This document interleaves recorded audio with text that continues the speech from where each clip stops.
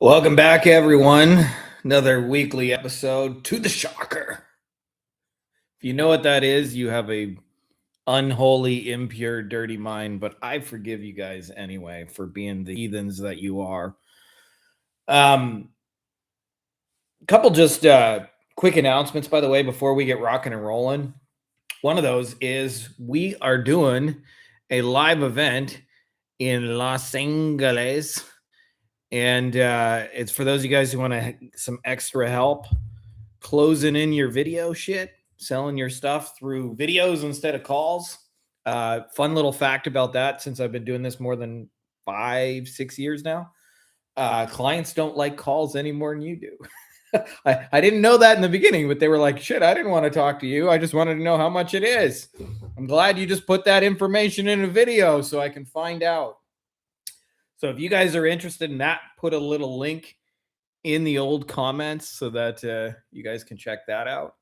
Let's see. Wow, what were the chances? Thought about you in the live 2 minutes ago and on point. Yeah, I actually started perfectly on time, which is not usually the case. Just so you guys know, I tried to do this like on a set schedule, but I also have kids and we homeschool, so it's like, I do it around 10-ish my time, but it doesn't always work out exactly. Anyways, so if you guys are interested in checking out the event, we have early bird pricing. You guys can still get tickets later, although they are starting to move.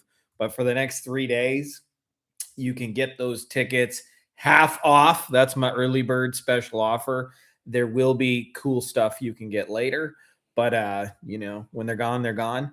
So anyways, if you guys are interested in that, check out the details. And what else was I going to say? I guess that's it. So let's get into the good stuff.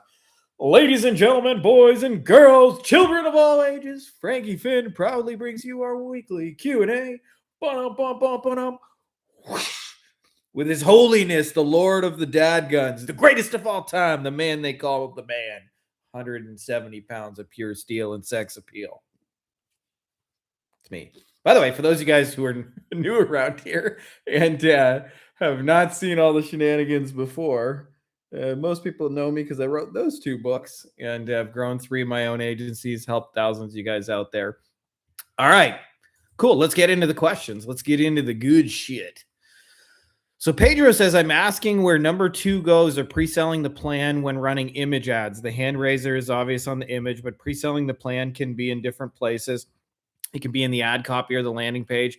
Thing is, not everyone reads the copy in full, so they might miss it if you put it in the copy. So then you can put it on a landing page, but if you do, then you have 2 separate landing pages for the pre-sale plan and the Loom video. Does my question make sense? I'm just asking where to put step 2 for maximum effectiveness. So I tried to do my best to clarify some things for you guys who want to do full video selling. I believe the most effective way of doing that has 4 distinct buckets. You get them to raise their hand.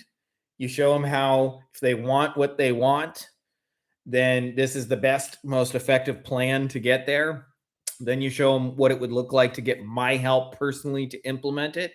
And then, especially in the beginning, when they don't immediately jump out of their chair and buy it, you got to strategically follow up, which, by the way, most people just go, did you see my shit? That's not real follow-up in my books. We want to follow up in a way that moves them closer to buying, which involves going deeper on what it would look like for them. So I'll tell you, part of the confusion why this matters is because there is a tendency to want to come up with what I call offers in a vacuum. So offers in the corner, mentally masturbating. And when you go out there in the real world, you get a big one. It changes. It's probably a little too much info. But so what happens is when you're sitting in that corner mentally masturbating and you don't know what people want, there's a tendency to want to figure out the video close start to finish. And here's the unfortunate truth.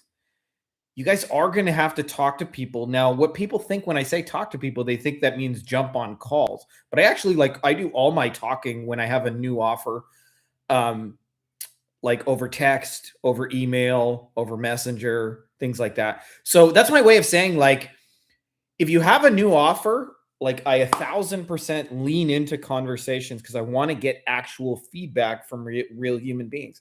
But once I'm getting used to those humans saying yes, then I want to automate it. So like using a dating analogy, okay?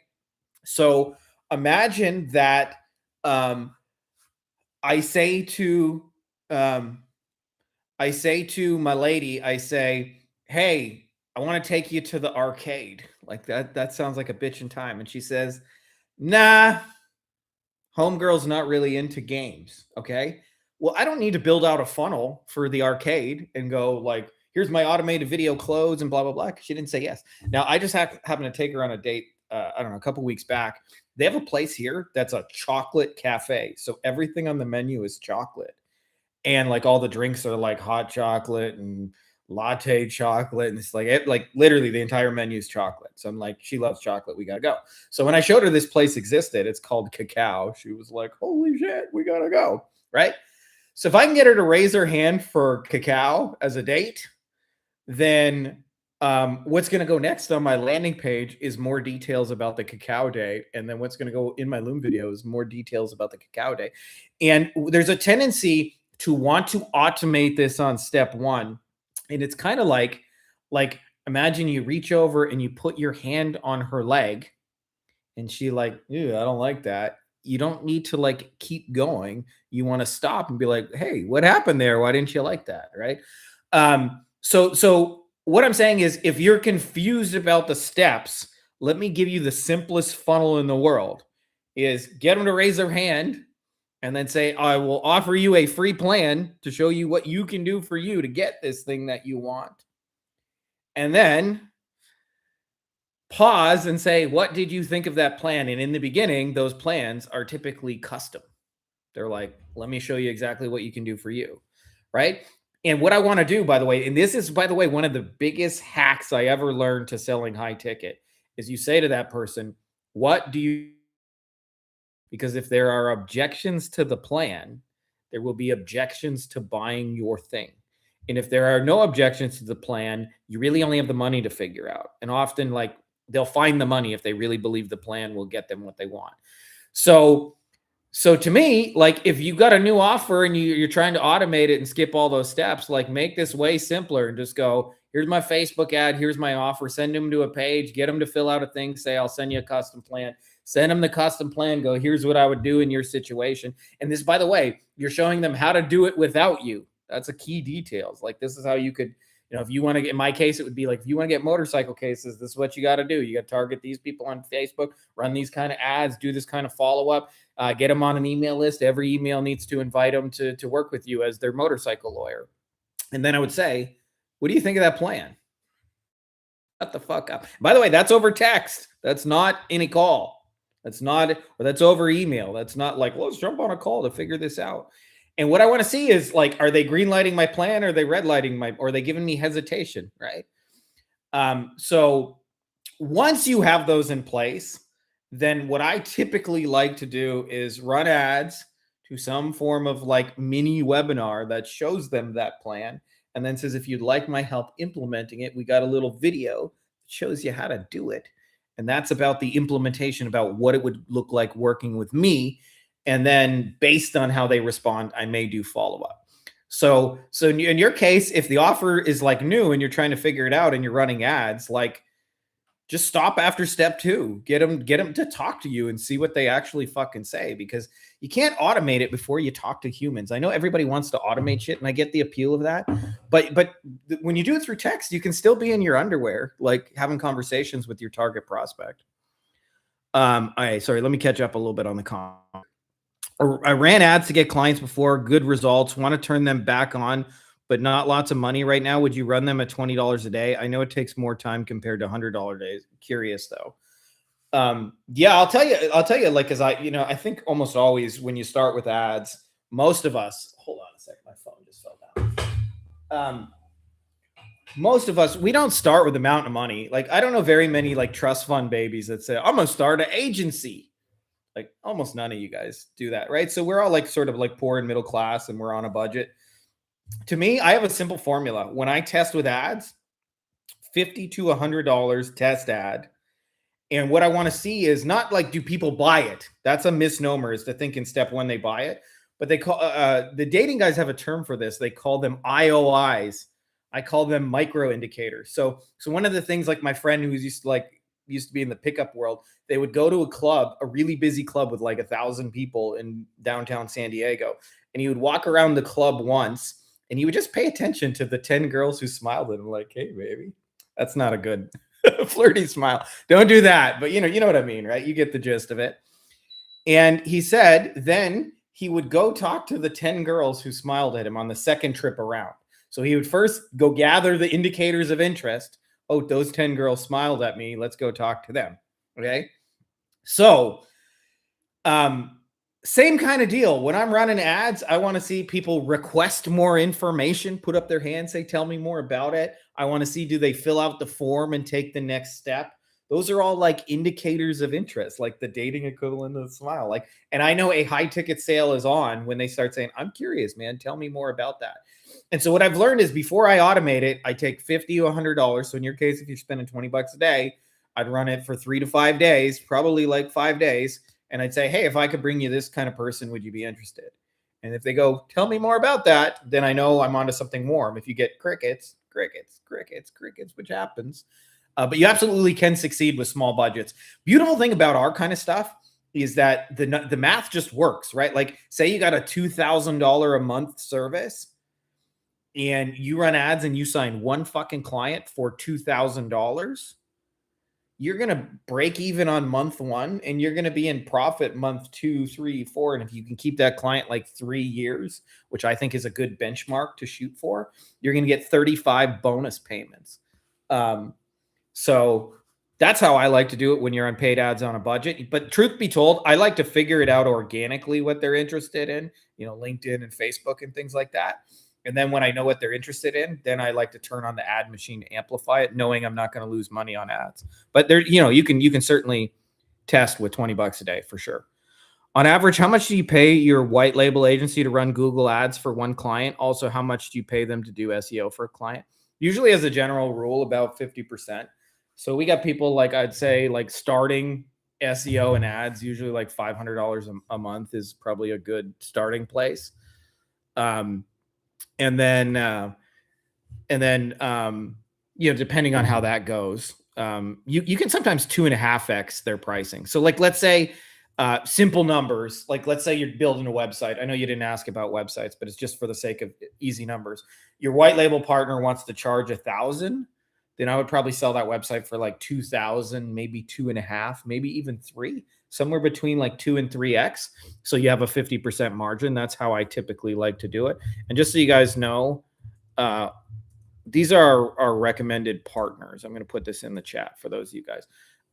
If you want to do that. The other thing too is, even if you're not trying to sell a white label service, I think it's a good idea to have those on the back burner, because clients will ask you about shit like, hey, do you happen to know how to fix our website? And if you don't, you can say, yeah, I got somebody on the team who can help with that. And if you have somebody competent in your back corner, so to speak, that's going to go a long, long way. I kind of look at it like if somebody's building a house, often there's specialty work they don't know how to do. Like, they don't know how to do plumbing sometimes. They don't know how to do the electrical, right? So they subcontract an electrical guy, and they pay him, $25 an hour, and they bill him out at $40 an hour, and they keep $15 an hour subcontracting. Like, white label is a very similar model to that. And I think it's best used as an upsell thing. Hey, we could also do this for you, Mr. Client or Mrs. Client. Things like that. Hey, FF, that's me, by the way. Start with the regulars in the industry, or get feedback from the power players. This is one of the hardest things about growing an agency or really any online business, is there ain't no have-tos. I personally like to go straight to the top on day one. Actually, that's not true. I do the market research first, 2-3 days, figure out what they want, and then I go straight to the top with. But there is an element of, Dan Kennedy calls that brass balls. And I'll tell you, I didn't always have brass balls. Like, it's a learned skill, just so you know. Like, I remember in the beginning, just so you guys know, I would make a list of like, here's 20 things I think I could do to like move this business forward. And then I would be too afraid to do them. So I'd have like anxiety about like it actually working. And I remember some days I would like, okay, I'll start with number 20, the least priority on the list, just to get the ball rolling, and then I would never, ever, ever get to like number 1 or number 2 on the list. As we're now, I've got brass balls that I can make a list of like, here's 5 things that I can do to move it forward. And without any hangups or fear about it, I can do 1, 2, 3, 4, 5 usually in the first hour. But it does take practice, just so you know. But I like to go straight to the top with the power players. Having said that, I think you do want some level of feedback. I'll tell you how I get feedback on my offers is I like to join communities and just ask dumb questions that are really like leading questions. So here are some questions that I like to ask. Okay. If I want to know what kind of people they want most, which is usually like what my solution is going to sell, I'll say, what kind of jobs, what kind of patients, what kind of clients, what kind of customers, whatever they call their people, like which one of those do you wish you had more of? And they'll give you answers. Another one I like to ask is to figure out what their biggest problem is right now. Is I'll say, why would you tell somebody not to start a blank business? Why would you tell somebody not to become an electrician? Why would you tell somebody not to be a dentist? And they'll go, problem, problem, problem. And they tend to upvote the ones that are the biggest problems, right? So often, by the way, your marketing services tend to solve those. So like if you ask a dentist, they'll complain about their overhead and patients think they have no cost and how much it costs to get a good hygienist and shit like that. And I would just like turn all of that copy into an ad and say, if you got a hygienist who costs too much, all this overhead, patients think you got no overhead. But what you really want are braces patients. We can help you get braces patients, find out more. And by the way, my ads, my offers, my hand raisers, this is an important detail. My market writes those, not me. I just like use them to guide it. So my favorite way of getting the feedback is asking in a community, because I'm going to build an offer around those things. Like really simple, stupid questions, by the way, will give you a lot of market intel. Why would you not want to become a lawyer? Oh God, problem, problem, problem, problem. Why would you not want to become a dentist? Problem, problem, problem. What kind of patients do you wish you had more? Desirable patient, desirable patient, desirable patient. What kind of patients do you like the least? These assholes, right? They'll tell you. And all that I use to turn into feedback, because I'll tell you, like, this is my experience, and I've mentioned this before, but it just illustrates the point. In the beginning, I sold websites and SEO. And I remember every time I sold a website, I would get pushback about it. And I didn't realize this, but I was selling a tool, not something they actually wanted.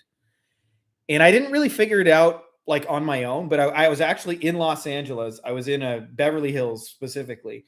I was sitting in front of a very rich, wealthy plastic surgeon, and he said, Frankie, I really want to get more mommy makeover patients. And I said, yeah, that's cool.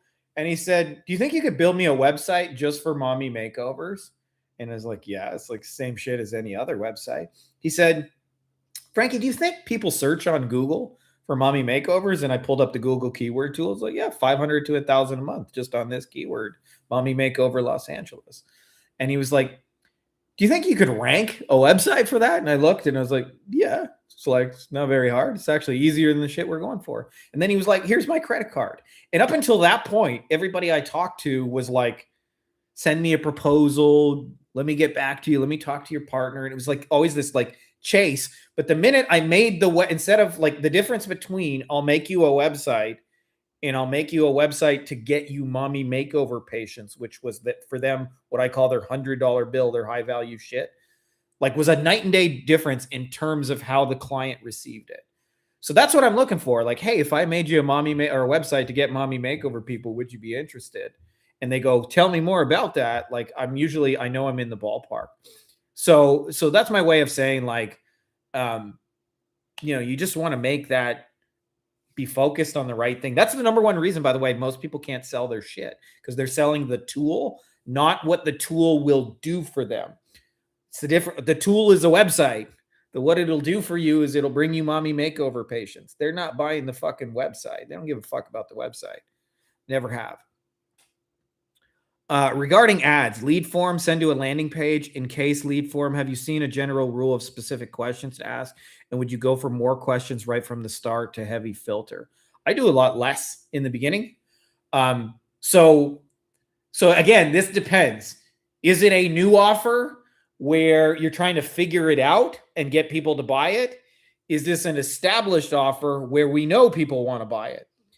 When I got the mommy makeover thing and I know people want to buy it, I make them jump through more hoops. There's more qualification, there's more steps. I might flat out ask them in the fucking qualification form, do you got enough money to buy this shit? If it's 10 grand, can you afford that? Right? You probably don't want to ask that in the beginning.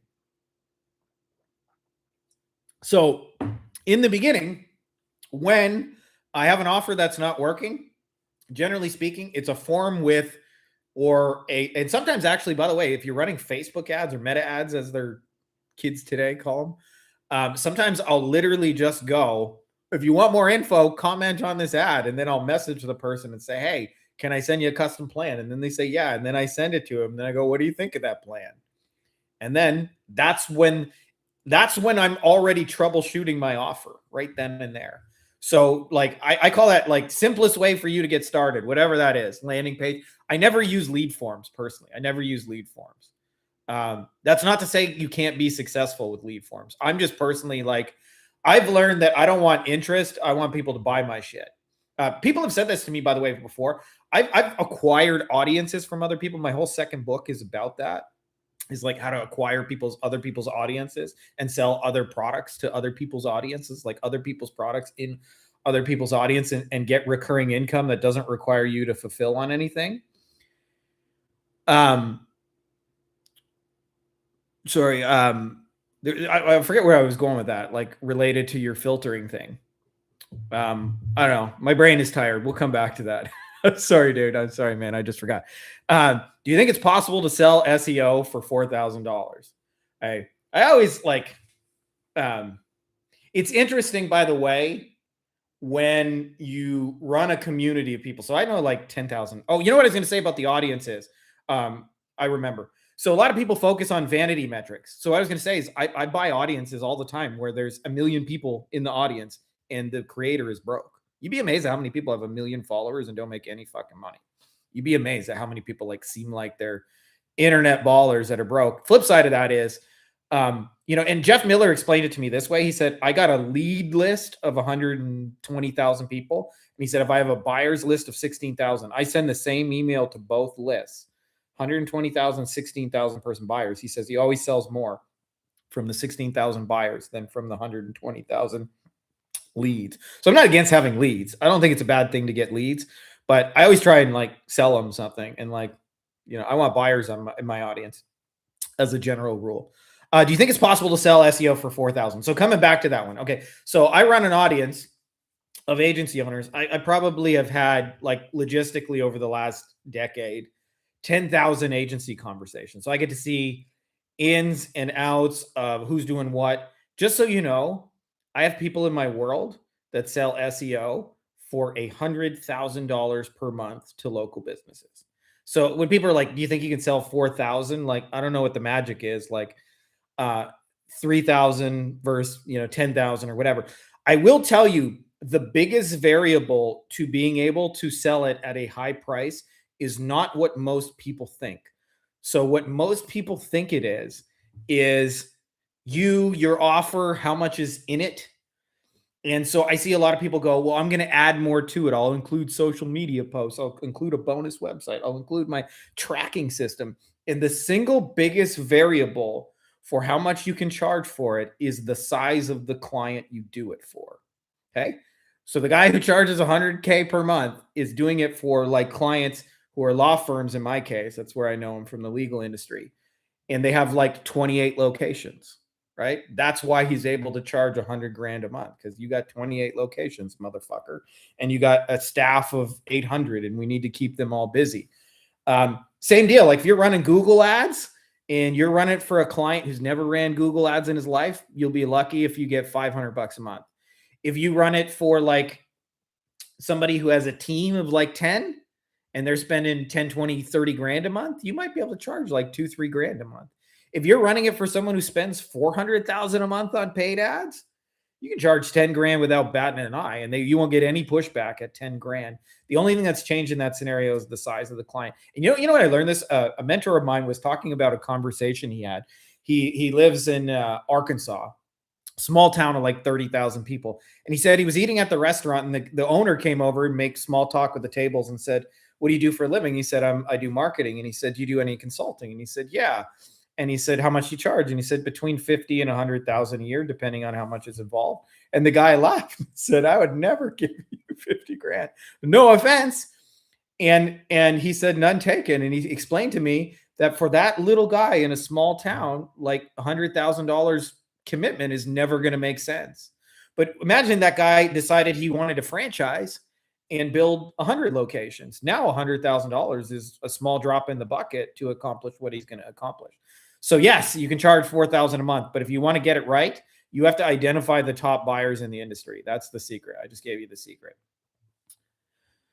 Mitch Hayes, Frankie, an update from the Irish guy. One of the agencies who I got in touch with gave me one of their small leads who I onboarded, and I'm now running their all year round ad paying me 300 euros per month. That's excellent, dude. I love that, dude. I think actually that's one of the best strategies for getting started is not trying to sell and chase clients and do it one-to-one, is talk to somebody who already has too much shit and say, "Give me the shit work you don't want." That's how, by the way, in a lot of service industries like lawyers, because I worked with a lot of lawyers, that's how you get started as a lawyer. You go to other lawyers who have too many cases and you say, "Give me the shit cases you don't even want."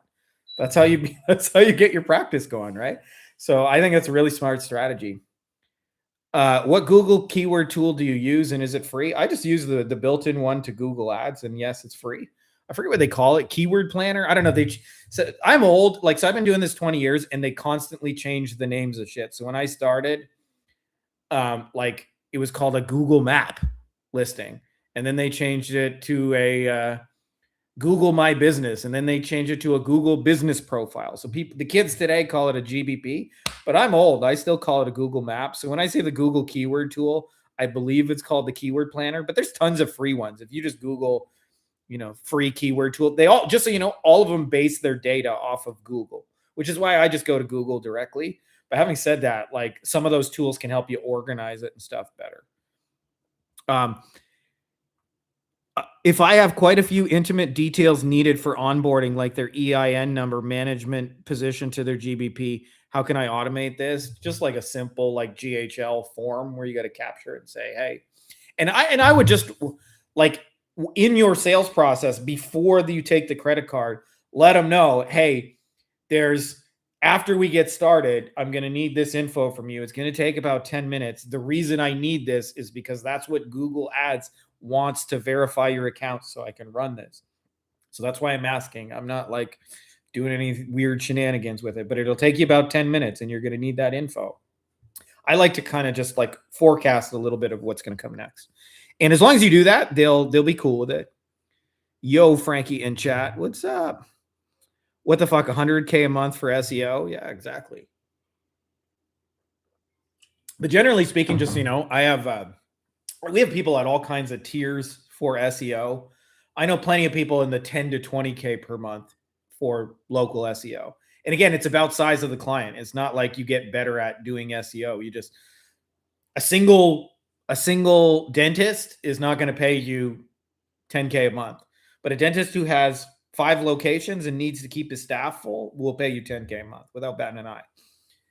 I'm not into beautiful ads and videos, spending time on that. Have you ran ads that would be identical to this live 1 minute of you casually talking about what you'll do, then landing page with more info? That's how all my version 1.0 of my ads are always that. I'll make an ad for you real in live time.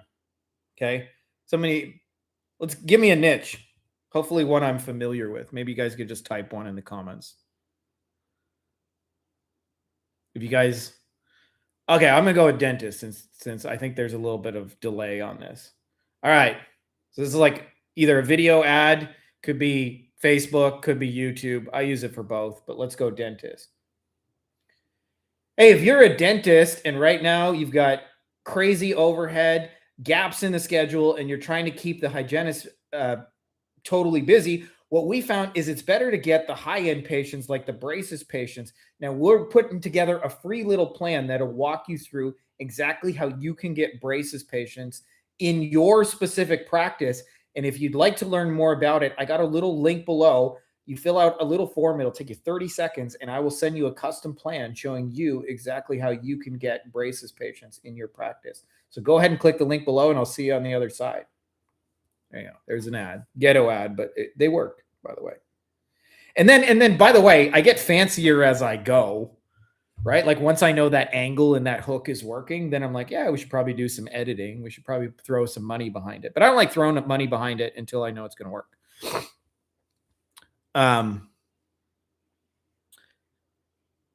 Thanks for answering my comment about selling more high ticket services without sales calls. Super interesting perspective I've never thought about.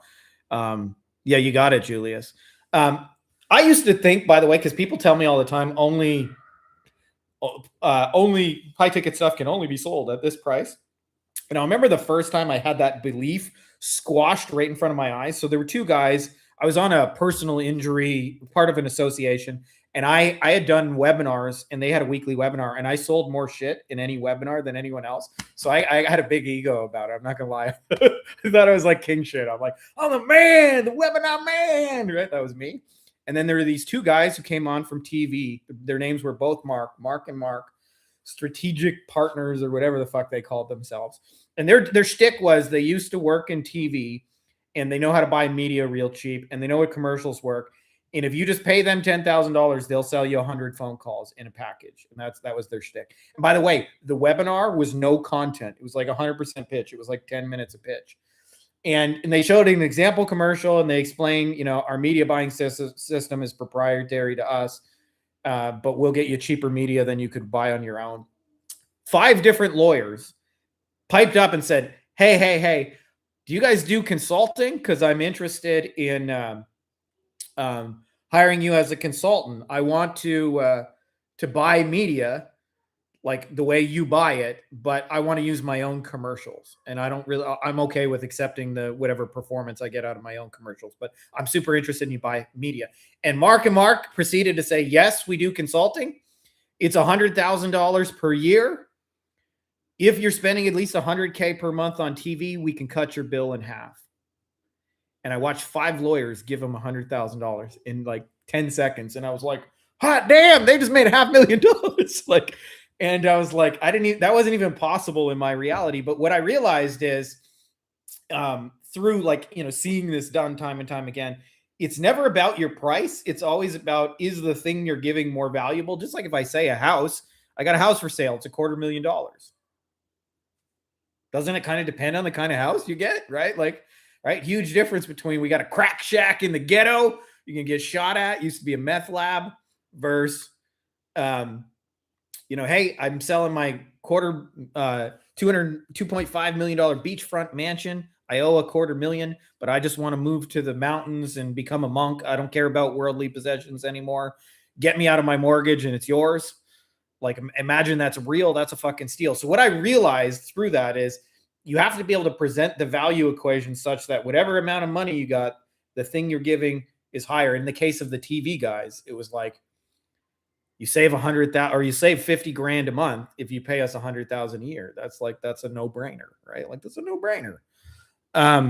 So that's where you want to come from, is like making it a no-brainer. It's like, it's not the money. It's here's what you're going to get for the money, which is way more valuable than the money.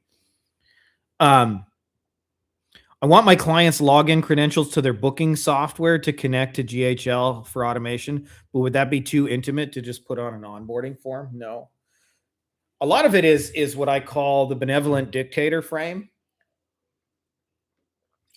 Benevolent dictator's just like, all right, here's how we do shit around here. You're going to go stand over there. You're going to fill one of these out. You're going to do this.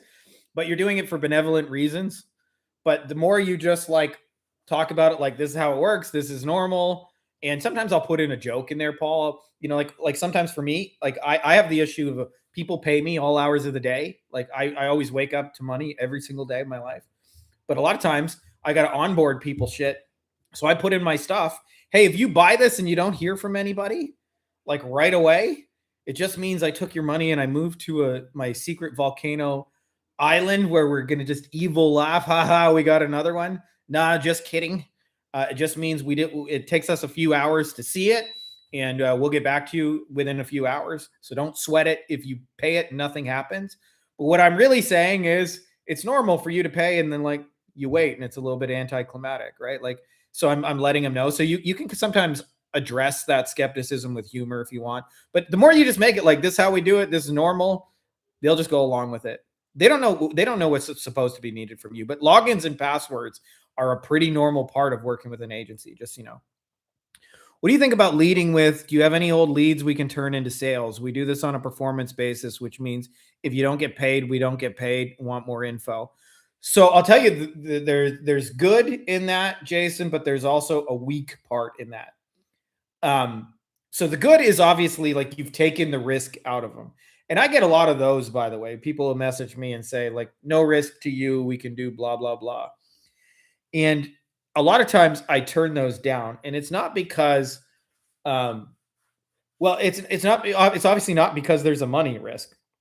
So the biggest thing is you want to focus on which specific old leads you can get and what you're going to turn them into. Like, so here's an example. Like, we got guys who do this in home services. It's common industry. So for example, somebody may book a kitchen estimate. They have somebody come to their house, they look at their kitchen, they say it'll be 40 grand, and they overwhelm them with options. Well, you can get marble, or you can get stone, or you can get tiles, or you can get the white ones, you can get the gray ones, we get the blue ones, we can have this cabinet, that cabinet, maple, ceramic, and like they're like this fridge, and they're just, you can see their mind just sort of, and so often they take a step back, right? And if you engage those old leads and say, hey, thank you, we appreciate you. We know we just threw a lot of options at you. Would you like a second estimate to go over some of those options? A lot of people will take it and move forward in the second estimate.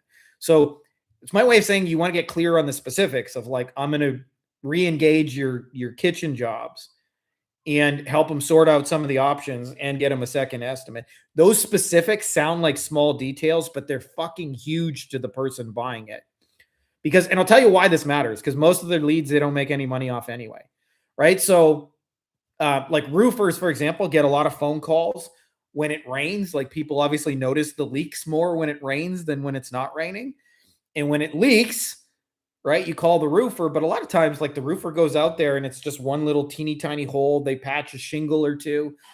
After you add up the cost of insurance, the truck, paying the guy, they don't even make any money. So if you just say, I'll get you more jobs, so what? I don't even like most of the jobs I'm getting, right?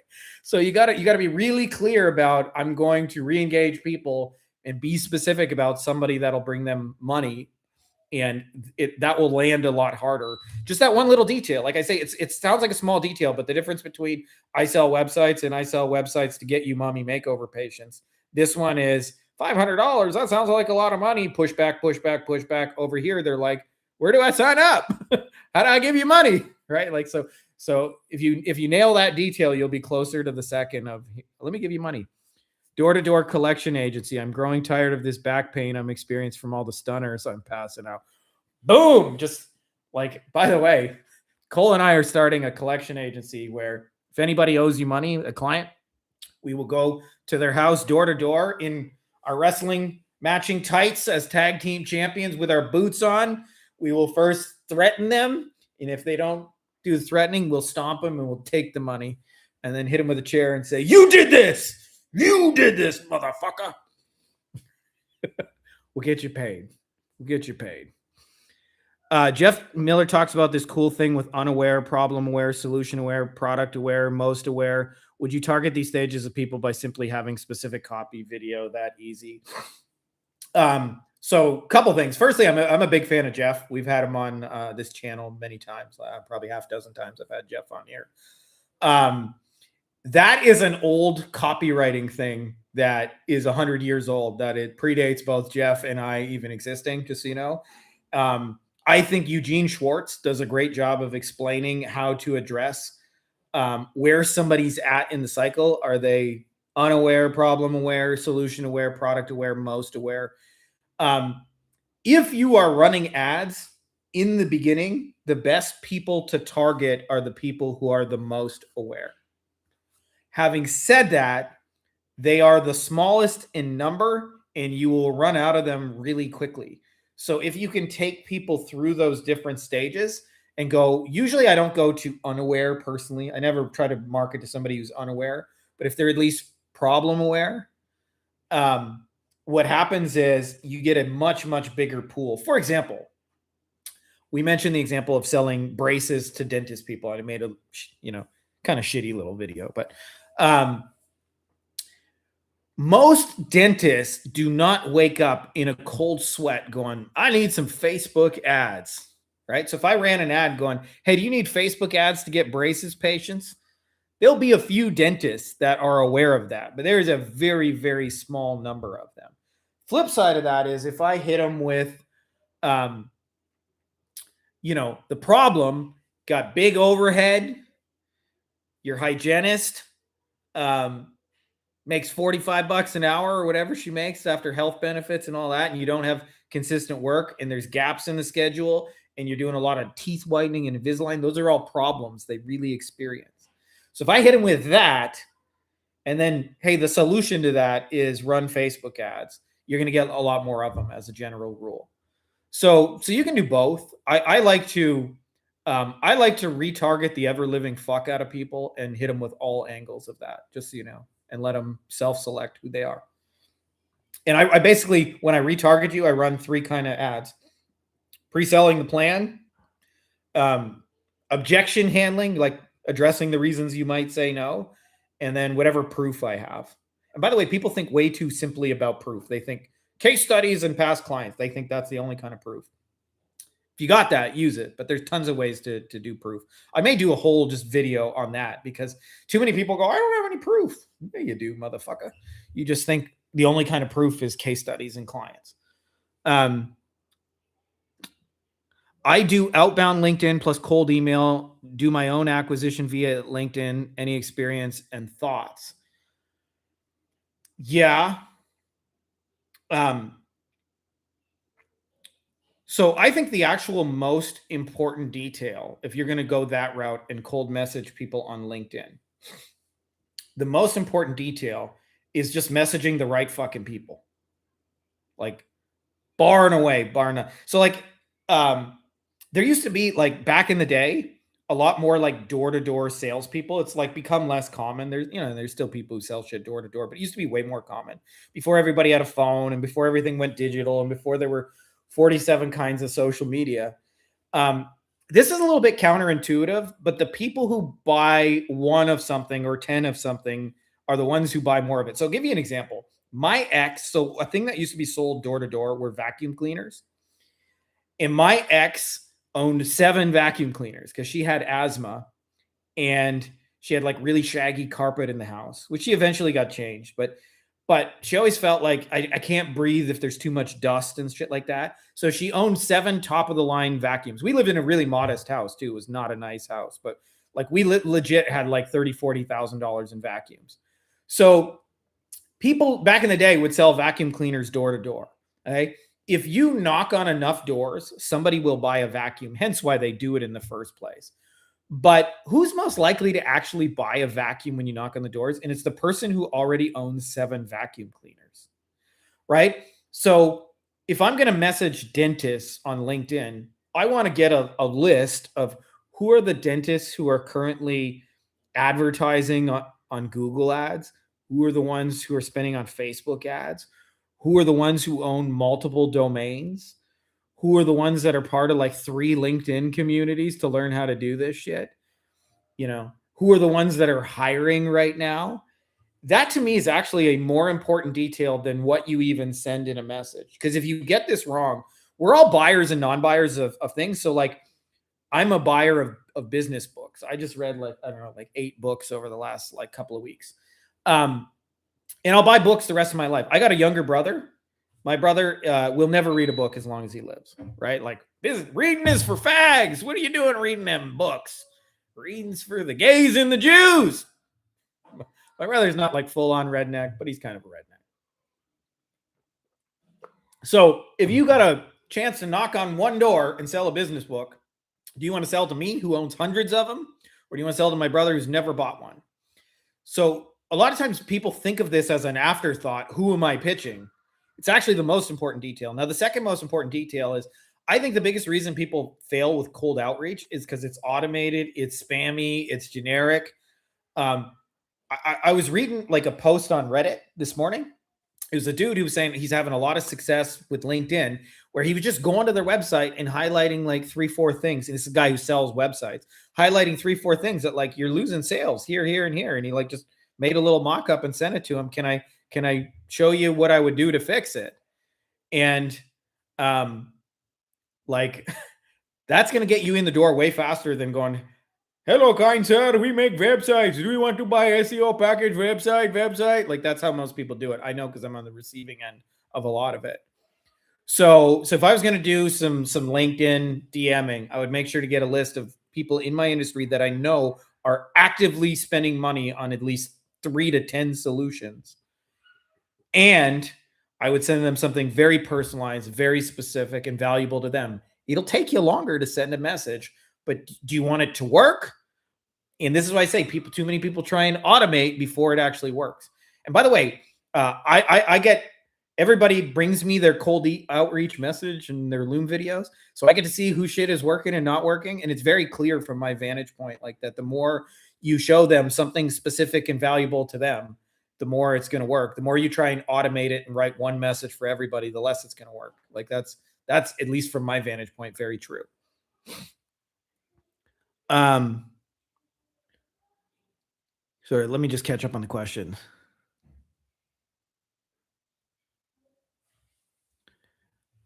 Okay. What? Okay, what's up, DJ Frankie Loom Daddy? TJ, what's up, brother? Would you put 4 or 5 things for client to fill on an onboarding form? Would that make it overwhelming for them? I don't think so. The less and easier you can make it, the better. So, like, don't add any unnecessary fields. But I don't think 4 to 5 is too many at all. You said someone who already runs ads will pay easily than someone who never ran ads before, but the total addressable market who runs ads is less. So how do you handle this while starting? Okay, well, yes, the total addressable market is less. By the way, I had this conversation in private with Josh Nelson. Some of you guys know Josh. He's another like really big agency coach kind of dude. And we were talking about his agency when he started out because we both had the same sort of realization independently. And he said in the beginning, he marketed to plumbers. And by the way, the worst clients in every industry, by the way, I'm not saying everybody fits this, but most of the worst clients are single solos who've never invested money. So he got a lot of those as plumbers, like an individual plumber. The plumber still answered his own phone. They were the business, the entirety of the business. And in his words, they ran me ragged and they always canceled and they were always high maintenance. He eventually figured out his best clients were already doing $1 million a year, had at least 3 trucks on the road, and we're spending at least $10,000 per month on some form of advertising at a bare minimum. And we started working with those guys. They stayed and they paid. And he said, the other thing too is like your agency gets somewhere because those motherfuckers don't cancel every 5 minutes. Like a lot of times when the guy who's got $500 to his name, when he like hires you, this is how he hires you. I'm going to give you my last $500. This shit better work or I'm going to fucking kill you. And then right after he pays you, he's like, where's my leads? When am I going to get some fucking leads? Like that's what the broken, the desperate clients sound like. So why would you want to work with the broken? You know the saying, you're the sum of your 5 closest friends. I think your agency or your online business is the sum of your 5 closest clients. You want to be broken, struggling, then work with broken, struggling businesses. But you can also work with $100 million businesses.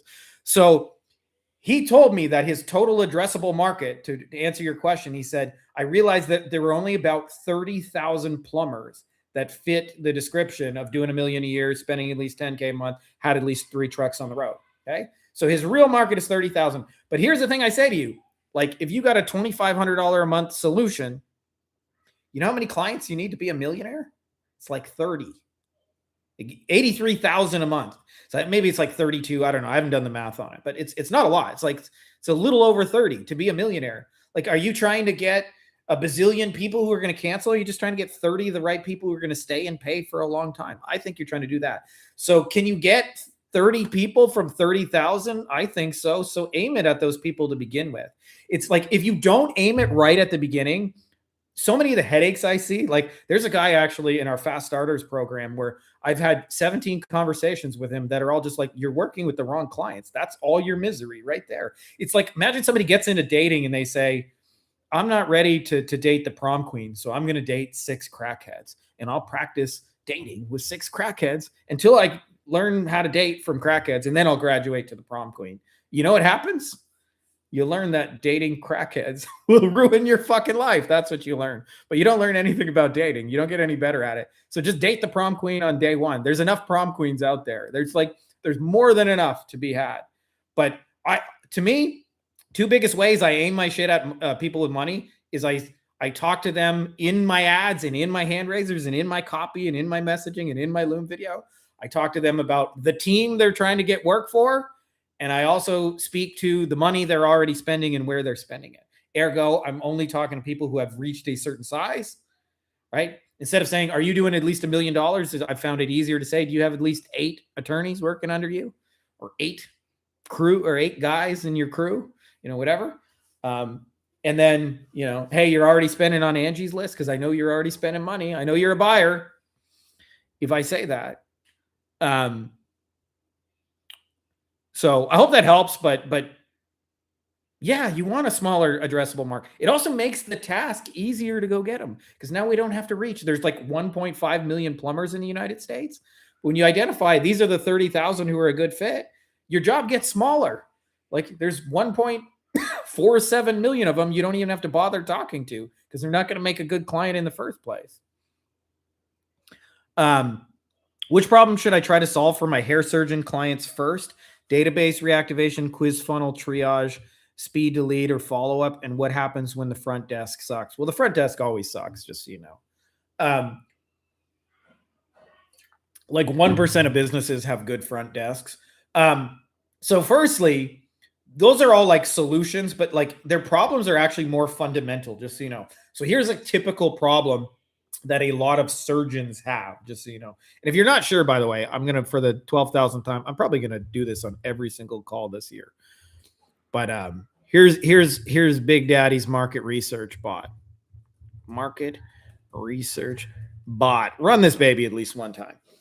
But I'll tell you, one of the big things that they're probably trying to figure out is gaps in their schedule. So if you think like a restaurant, most restaurants are busy on Friday and Saturday night, just from the sheer fact that they exist, and that's when people go out.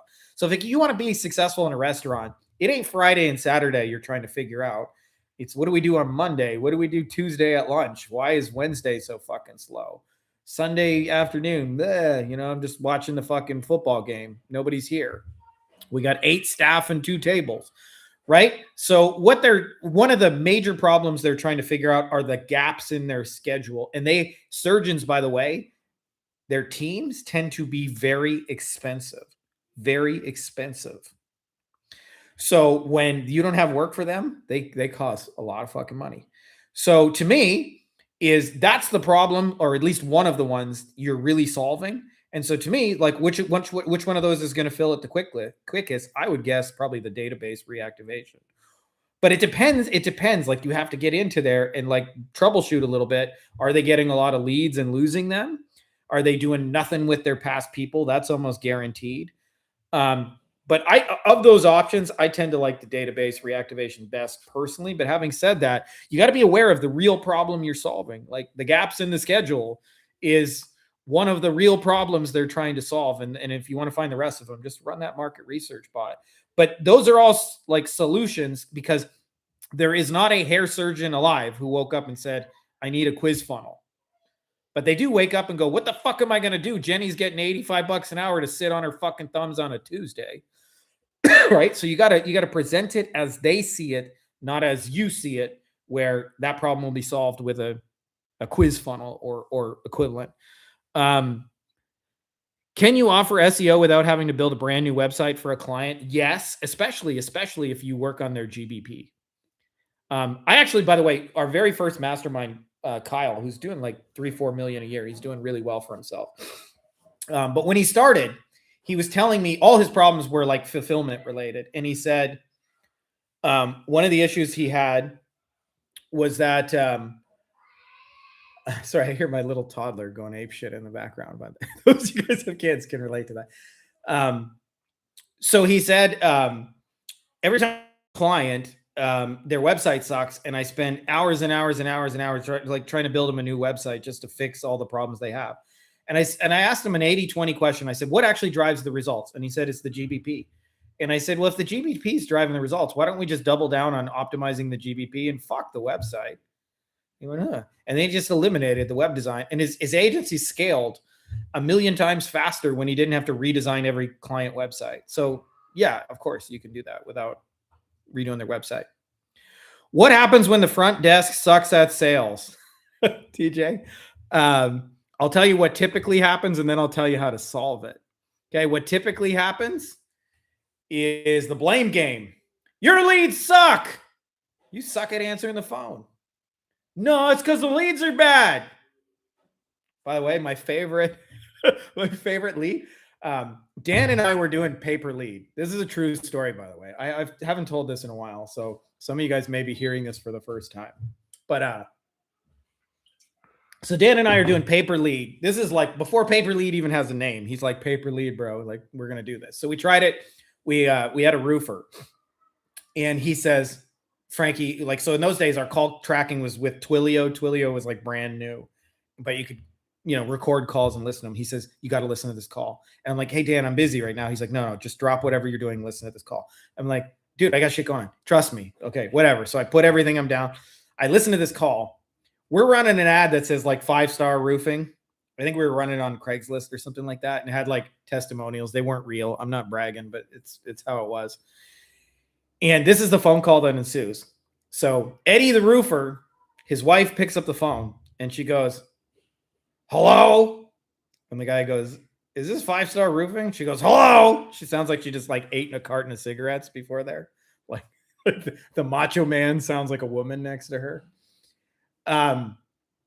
So then she puts the phone down. She goes, Eddie, come answer the fucking phone. And then the next 7 minutes of the call are them arguing. Bitch, you crazy. Why you always talking to me like that? Bitch, you crazy. Bitch, you fucking crazy. You crazy as motherfucking bitch. Fuck you, fucking whore. 7 minutes later, guy still waits on the phone. Unbelievable. What a trooper. He goes, yeah, this is Eddie. And the guy goes, is this 5-star roofing? He's like, you need a roof? What you need? So you guys would be shocked to learn Eddie didn't close that deal. Eddie did not close that deal. So what do you do when the client sucks at closing at the front desk? I'm going to give you 2 solutions. 1, work with people who already figured that out. There will be evidence they figured it out. Biggest evidence, by the way, that they know their lead time is if they have a CRM and are tracking it. Hey, how long does it typically take you to respond to a lead? If they say, I don't know, I'll get back as soon as I can, they ain't tracking it. But if they say, well, we got 6 staff members, we had a meeting last week and our average, blah, blah, blah time, we try and get back to them within 7 minutes, but we're not always good. We just hired a new girl. That's what you want to hear. So that's option number 1. By the way, the easiest way to figure out who those people are is find the company in your industry that trains their front desk and then go work with all their people. Those people aren't hiding, by the way. They leave testimonials and stuff on their website. So in my case, like in the legal industry, there's a company called Intake Academy, and all the people who've been through Intake Academy leave glowing reviews. Those are all I go market to those people and get them as clients because I know they know how to close. Or option number 2 is you do something to help the client, and those fall into 2 categories. Category number 1, like what I call like the live transfer, the handoff kind of scenario. A lot of people do that, have some success with that. I think what I call the second way, I call the Wolfpack way, which is how I'm teaching our people to do it, which is sell their thing on a website so they don't have to talk to the client at all. One of the advantages of local businesses have that we don't is most local businesses don't have a need to educate their clients about what they do because people know what a plumber is. They know what a dentist is. They know what a fucking yoga studio is. So like as an example of this, Lana was helping yoga studio owners in our mastermind. And she said, in the beginning, she said, they're driving me crazy. So, like a typical offer you run as yoga is come in, try a free class. So she would say, come in and try a free class, call the number to book your thing. And then the yoga studio, they don't pick up the phone. Some of their calls were embarrassingly bad. Like, I just got a new location. I don't actually know my address. Can I call you back? And then they don't call the person back. And they're like, none of these leads are closing. Well, you didn't fucking call it back, dipshit. Right? It'll drive you crazy as an agency. And then one day I said, Lana, it's a free fucking class. They know what yoga is. Why don't you just let them book it right on the website? Like, why do they got to call somebody? And went, yeah. And so we put the offer on the fucking website and let people just self-enroll. And when the class was full, it would just say full and give them the next available option. Then this was all Lana, not me, but she got the idea. Like, I wonder if I could just sell yoga. And so she created like a 6-week introductory offer. And now she sends people to the website and they just buy it, right? Phoneless selling also works for your clients. And so she went from clients being so embarrassingly bad on the phone that they couldn't even close free people to now, like, they just send them signups and collect the money on their behalf. Now, a lot of you guys won't be able to sell your clients stuff directly because they have custom pricing like roofing or a dentist, depends on how fucked up their mouth is. But you can let people schedule and send them reminders through high level so they actually show up. That to me is the Wolfpack way. If they suck at closing and answering the phone, don't even give them the option of having a phone call. Just get them face to face. Businesses don't generally suck once they're face to face. So like you'll get way less, these leads suck if you can actually get them a human being standing across from them. Kirby vacuums would practically suck a golf ball through a garden hose, depending on the salesman. There you go. Cole knows about sucking a golf ball through a garden hose. Just messing with you, bro. If my niche is then should I do onboarding call or could I still onboarding form? Because medicine niche, they are more cautious about giving info like login. We got tons of peeps doing it already in medical industry. What you have to let them know in their industry, there's a magic phrase in your industry that they all care about. It's a thing called HIPAA. I don't know what HIPAA stands for. I just know it's like you can't give away sensitive info. You can't use it in ads, and they don't want to get in trouble. So you just like reassure them on that fucking page that everything you do is going to be HIPAA compliant and they won't get in trouble. That's it. That's all you got to do. That's the only extra step in those industries. There's a hair surgeon in my market who is currently running 41 ads. They're all bad ads and he runs them to a bad website. What should I offer him? If I was going to reach out, just show him like, here's why this ad sucks. Here's what I'd change. Here's what I'd do. If you want my help, I can put together a quote for you. Like, that's it. That's all you got to do to get started with a conversation on them. Where can we send over a short Loom video for a quick review? You can send it to me on Facebook, but just so you know, or email it to me. But just so you know, like, I get a lot of those requests, so it usually takes me a few days at least to get to them. Hi, Frankie. What's the second message if some business owners ask for price or cost? Any professional tip? And if they don't respond, what's our following up like anything valuable? So when they ask for price, most important details when you present price is, and here's what, adding this magic phrase, and here's what you're going to get for the price. I got a car for sale. It's $5,000. Deal or no deal? Kind of depends on the kind of car you get, doesn't it? Right? So to me, there's a huge difference between I got a car for sale. It's a 1972 used Hyundai, doesn't run, doors are rusted. It's a piece of shit. Give me $5,000 first. Hey, my wife just cheated on me. I bought her a brand new 911 Turbo 6 months ago. I need $5,000 to cover the transfer fees and all that. I want to see her face when she finds out I sold her brand new car because I know. Get over here and get the title to this brand new 911 Turbo for $5,000. Like, run over. Right? The detail isn't the $5,000 car. It's the and for that you will get. So make sure the and for that you will get is more valuable. And then follow up. If they don't immediately jump out of their chair, I did a whole video on follow up, but my preferred format is just remind them of the thing they want and then show them what that, like an aspect of what that would look like specifically for them. So my case, what they really wanted were high value motorcycle cases, and an aspect of our solution involved targeting ads, emails, retargeting ads, things like that. So I could just say, if he doesn't immediately jump out of his chair, I could say, hey, Frankie, I was looking at, how you wanted motorcycle cases, and I was checking out the targeting options in Tallahassee, Florida. And I think this is the option that's going to crush it the most for you. Anyways, looking forward to getting started with you. And then you can then your follow-ups become value adds instead of being obnoxious. Thanks, man. Appreciate the advice. That impression finished me. There you go.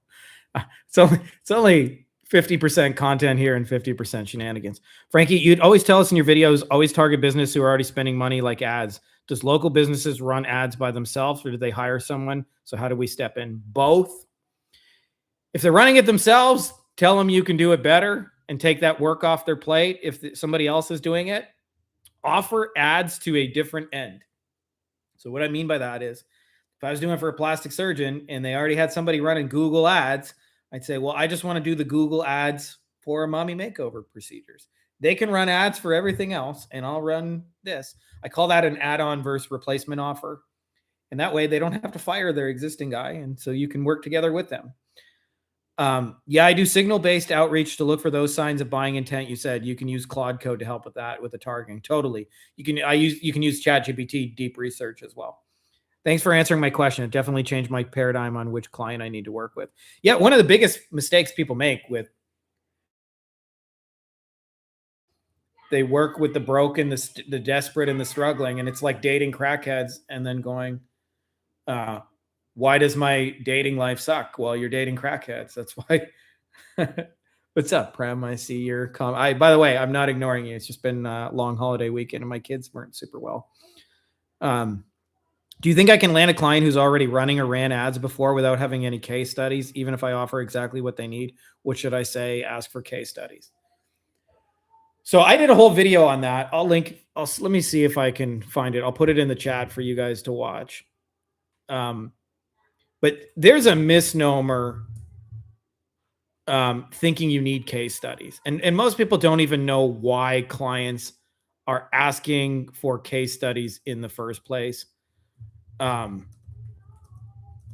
biggest reason, by the way, clients don't act like, I used to think that when, what the hell, Google adds all this tracking code. Let me just remove all that extra shit. There we go. Okay. So there's a tendency to think, when I get a bunch of case studies, like then I'll really start getting clients. And I'll tell you my experience. So I went through 3 distinct phases in the growth of our second agency. So the first stage, I jumped on about 40 calls, and it was the bane of my existence because they would say, Frankie, can you give me the names of some other lawyers who've done this shit before? And I just want to see a case study. And I would go, I don't have any. And they wouldn't close. And I thought, when I get case studies, damn it. Like, you think you need clients to get case studies. Then I went through stage 2 where I had some and I used them. And I'd say, yeah, talk to Carl. Talk to Dave down in Florida. And I thought that all of a sudden they would all just magically close. And you know what? I was surprised to learn they didn't. And then I reached stage 3 where I had hundreds of case studies because we had done the shit for a lot of people. And they would say, hey, Frankie, do you have any case studies or testimonials of people I talked to? And I would say, yeah, we do. And they say, can you send me some? And I would say, no. And they'd say, why not? And I'd say, it's been my experience that people just use that as a reason not to make a decision now because they're unclear about something. And it just wastes clients' time. Like, they got law practices to run. They don't want to talk to every single person who's halfway on the fence who sees an ad. We run a lot of ads. Why don't we discuss it now? And it's totally fine if it's a no. And a lot of times they go, yeah, you're right. So let me tell you, I'll give you the gist of the video, since even though I put a link, you haven't seen it. The biggest reasons clients ask you for case studies, because they don't actually really care how many other people you've done it for, is because the path forward is not clear for them. Okay. So the example I use, imagine I go to get a deck built in my house and I bring in 2 contractors. Now, contractors are a lot like marketers in terms of their reputation, right? Like, they don't have a stellar reputation. Like, they don't have hey, they do what they say, they're reliable and trustworthy. They have a reputation like us, cutting corners, don't show up, take money, disappear, right? That's the reputation contract. So you're going to be a little extra skeptical. Now, imagine the first contractor comes over and he looks at, and he talks to his buddy and he measures it and he says, yep, we can build you a deck. It'll be $3,000. Okay. I'm going to this is what it looks like with no clear path forward. So I'm going to say, Do you mind if I talk to some other people you built decks for? Can I, get some case studies, things like that? Um, Now, I want you to imagine that the second contractor comes in and he presents a clear path forward. And he says, "Hey, Frankie, me and the boys are just going to measure this out so I know exactly how big of a deck. Like, you just, and we ballpark it." And he says, "Okay, here's where you want the deck. Cool. Let me just measure this out." He says, "I'll tell you what I'm going to do. We're heading down to Home Depot and I'll get you a quote. I need to figure out exactly how much lumber we need, plus about 10%.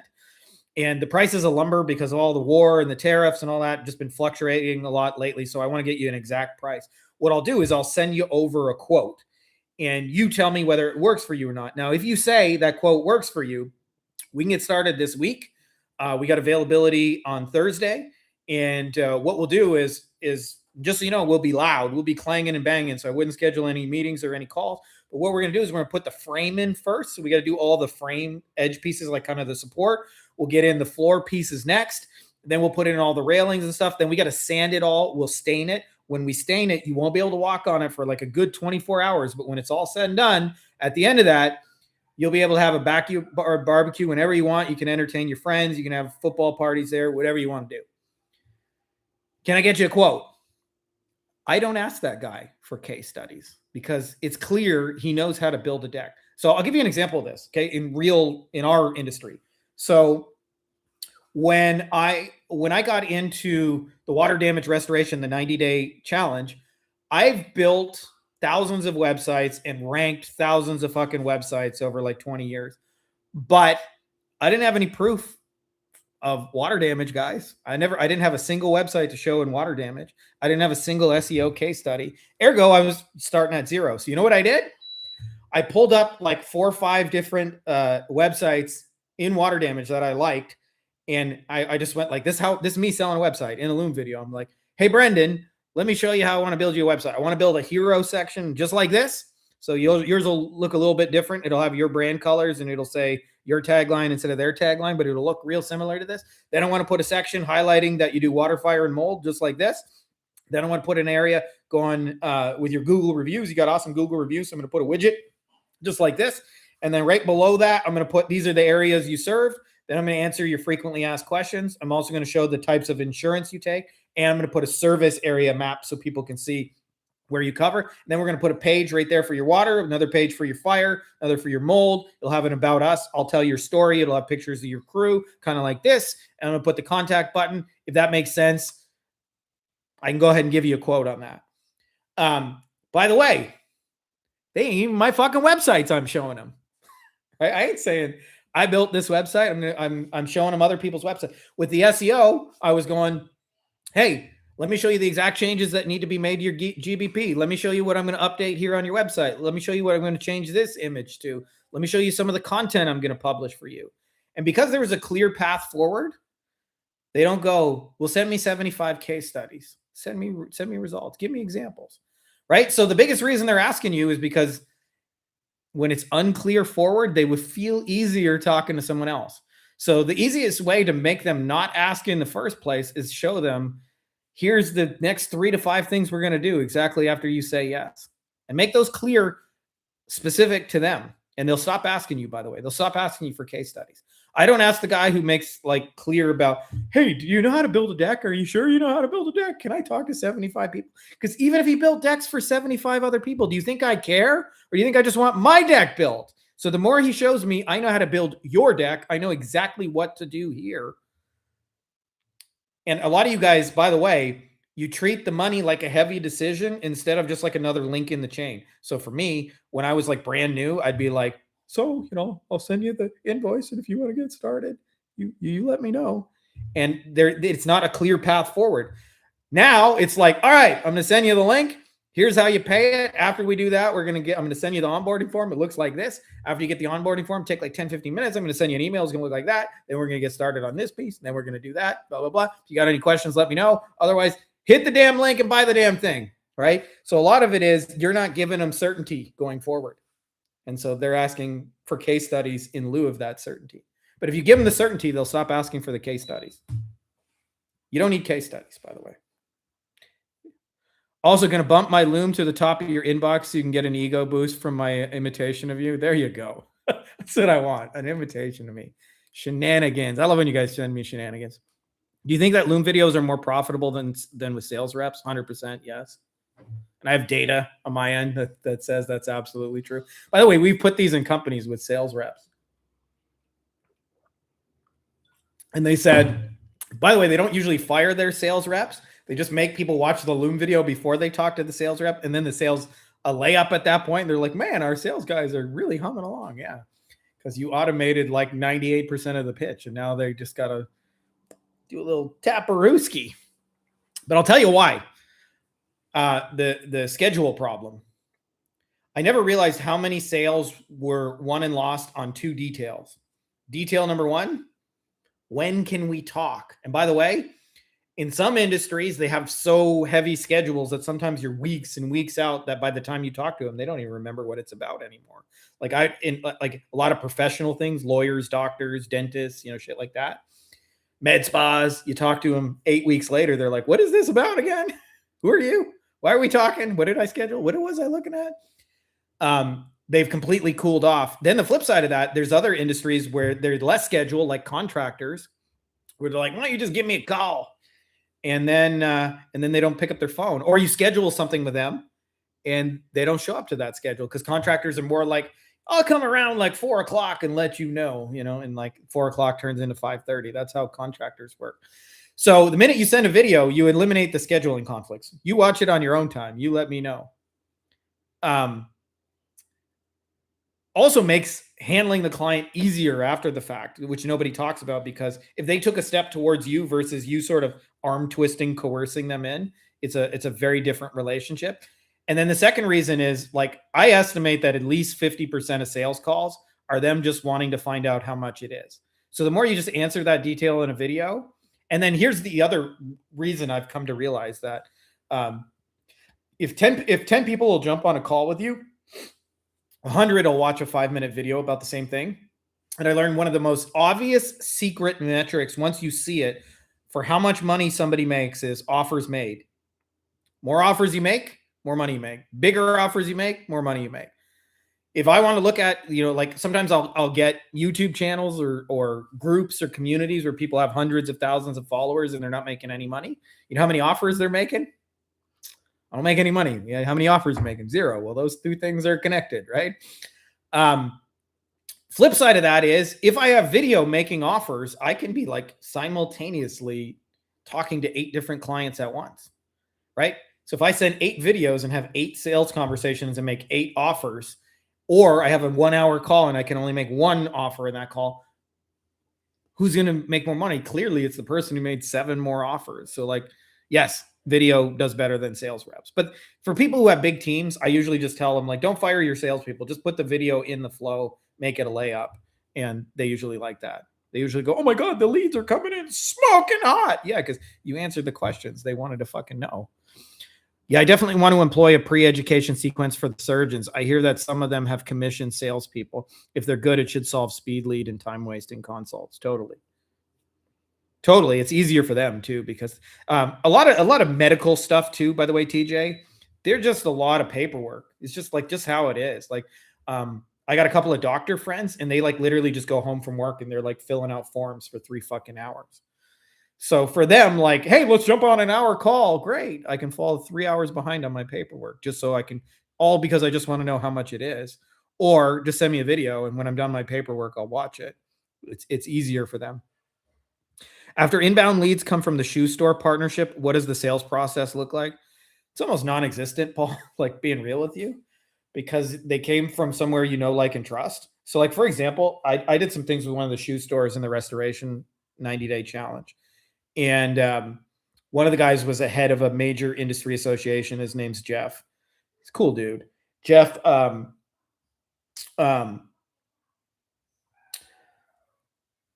I had done some stuff to help them sell their events. Like, that's my way of like getting in with a shoe store. I help them with their thing. Once I scratch their back, they immediately want to reciprocate. How can we scratch yours? Kind of thing. And I said, hey, if you know anybody looking for websites or SEO, like, can you mind just sending them my way? Now he knows 30,000 contractors. Do you think he knows a contractor looking for a website? Of course he does. So within an hour, I had a guy in my inbox going, hey, Jeff, meet Chris. Or hey, Frankie, meet Chris. He's looking for a website. I told him you're the guy. I want you to think about something. So the top guy in the industry, or one of the top guys who's been doing it for like 20 years, says this is who you should use. Imagine Alex Hormozzi gets on video and says, this is who I use to make my videos. Everybody's going to fucking use them. So there was no sales process. It was just like, okay, how do I pay you? How do we do this? How do we do this? That's the sales process with a shoe store. Now, if they found your content in a shoe store, they'll usually say, hey, we found blah, blah, blah. And there's a little bit more of a sales process. Then usually it's like, hey, in my case, let me send you a little 5-10 minute video that will lay out what we could potentially do for you. And I just send them like a custom loom video in that case. Here's what I would do with your site and your stuff. And then you won't close 100% of them, but you'll close like 50, maybe more. And again, a lot of it is where they found you. Man, the way you explained it is mind blowing. Thank God I found you exactly when I need it. And thanks for the video. Well, just so you guys know, I like doing this shit. So it's fun when you guys have those kind of breakthroughs and stuff for me. Because I'll tell you, man, like for like the first 10 years, I only knew one other guy doing this. And I don't know if you guys can relate to this, but most of my family and friends had no idea what I did, despite asking like dozens and dozens of times, like every year, same holidays, like, what is it you do again? What is it you do for this is legal, right? It's like legal. You're not going to go to jail for it. I'm selling black tar heroin on the internet, right? And I'm talking like my mom would ask me like, what is it you do? 14 years, 15 years straight. What do you do? What do you do? What is it you do? Like, how do you make money again? So, being able to pay it forward and have you guys have a place where you can be understood with your challenges for me is cool. My loom has custom research for specific types of businesses that would buy from them on LinkedIn, plus signals that look for it, struggling with follow-up value after that. Follow-up value is just going deeper on the details of like what you could do for them. Like, so I always say like the follow-up is you remind them of what they're interested in the first place. And then you go deeper on an aspect of it, of what it would look like for them. Okay. So like my case, hey, personal injury lawyer, who's interested in motorcycle cases? Thing they want, motorcycle cases. Now all my follow-up's going to be related to that. It's going to say, hey, I was thinking about you and how you wanted motorcycle cases. Man, I bet you this targeting right here, Tallahassee motorcycle riders within 50 miles of your practice, that would fucking crush it. Anyways, I'm thinking of you. Looking forward to getting started.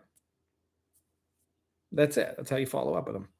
I know sales reps that record looms after discovery if to a call or a non-close. Yeah, totally.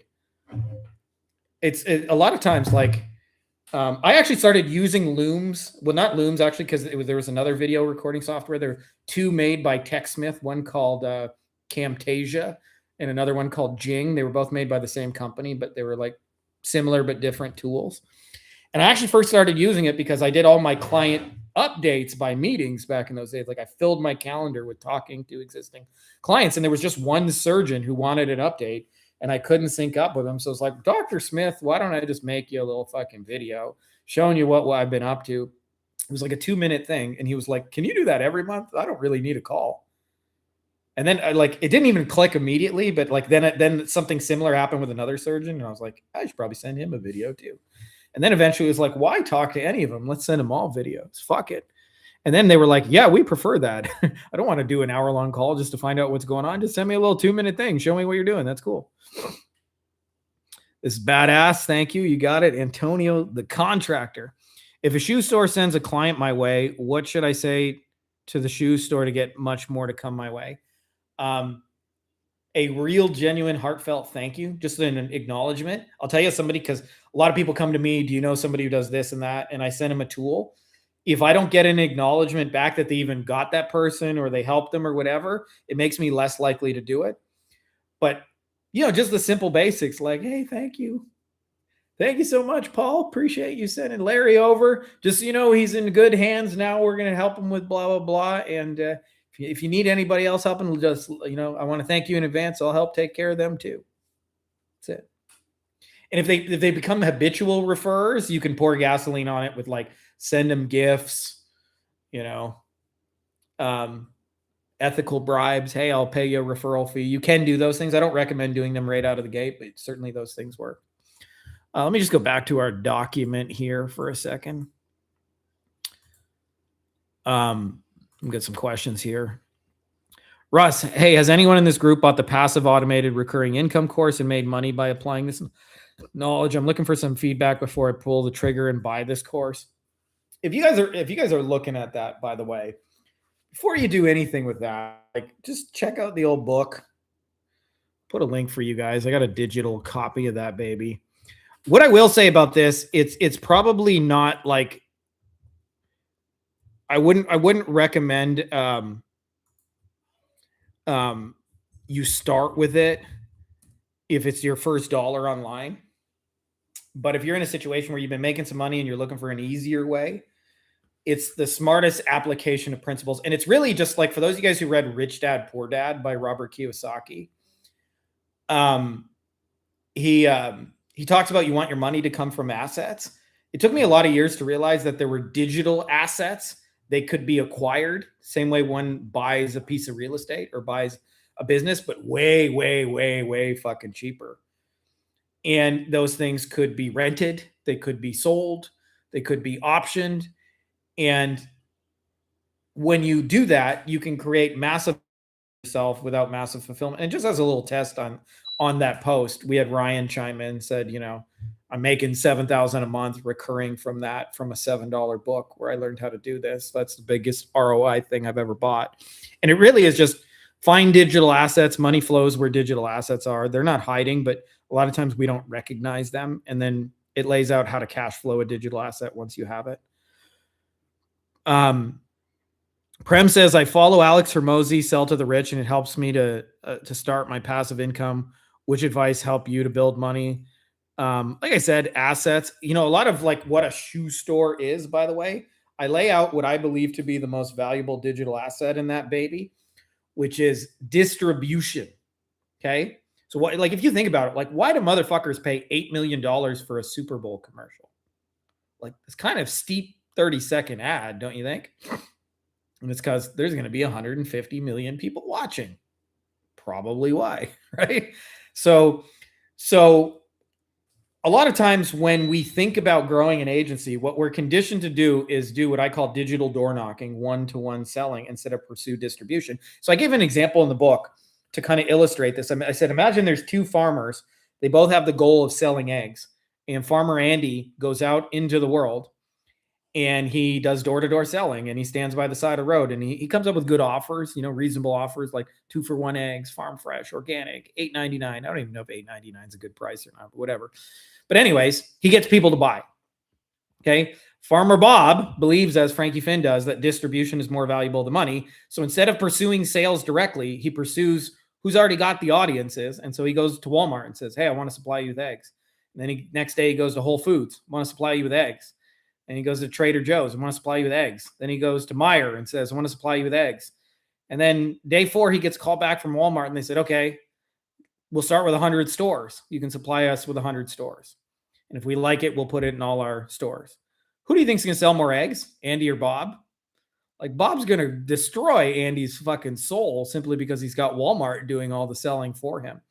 So what I realized, if you're trying to grow an online business or an agency or SaaS or whatever, that you can do it like everybody else says, and you can pursue sales one-to-one, and you can knock on doors and cold DM 6 billion people on LinkedIn. Or you could go, where do those 6 billion people on LinkedIn already gather, and then go there and get your stuff. So, like, for example, if I was trying to break into the dental industry, I could cold DM 10,000 dentists. By the way, most of those dentists wouldn't even fucking see the message. Or I could find, like, where's the podcast that 10,000 dentists already listen to? And then I could get on the podcast. Or I could go, where's the dental conference where they all go to learn their information? And I can say, hey, I got a really cool idea to speak at your conference. And if I do that to like 3-4 conferences, one of them will say, yeah, I'll get on a stage in front of 1,000 dentists all at once. Or I might go, hey, where's the top coaching program where all the dentists already gather? And I might go, hey, I got an idea for a free training to walk your people through blah, blah, blah. And all of a sudden I get in front of, 500 of the biggest dentists all at once. And I found that to be a much more productive way. And it's the digital equivalent of I'm finding the distribution first. I'm going to Walmart, I'm going to Meijer, right? And I tell this story to illustrate what a shoe store / grocery store / audience is. You know, my first ever job, I was 15 years old, or I'm sorry, I was like 13 years old. And the way it works growing up in Canada is in order to get a real legal registered job, you have to get a social insurance number. They don't let you get them till you're 15.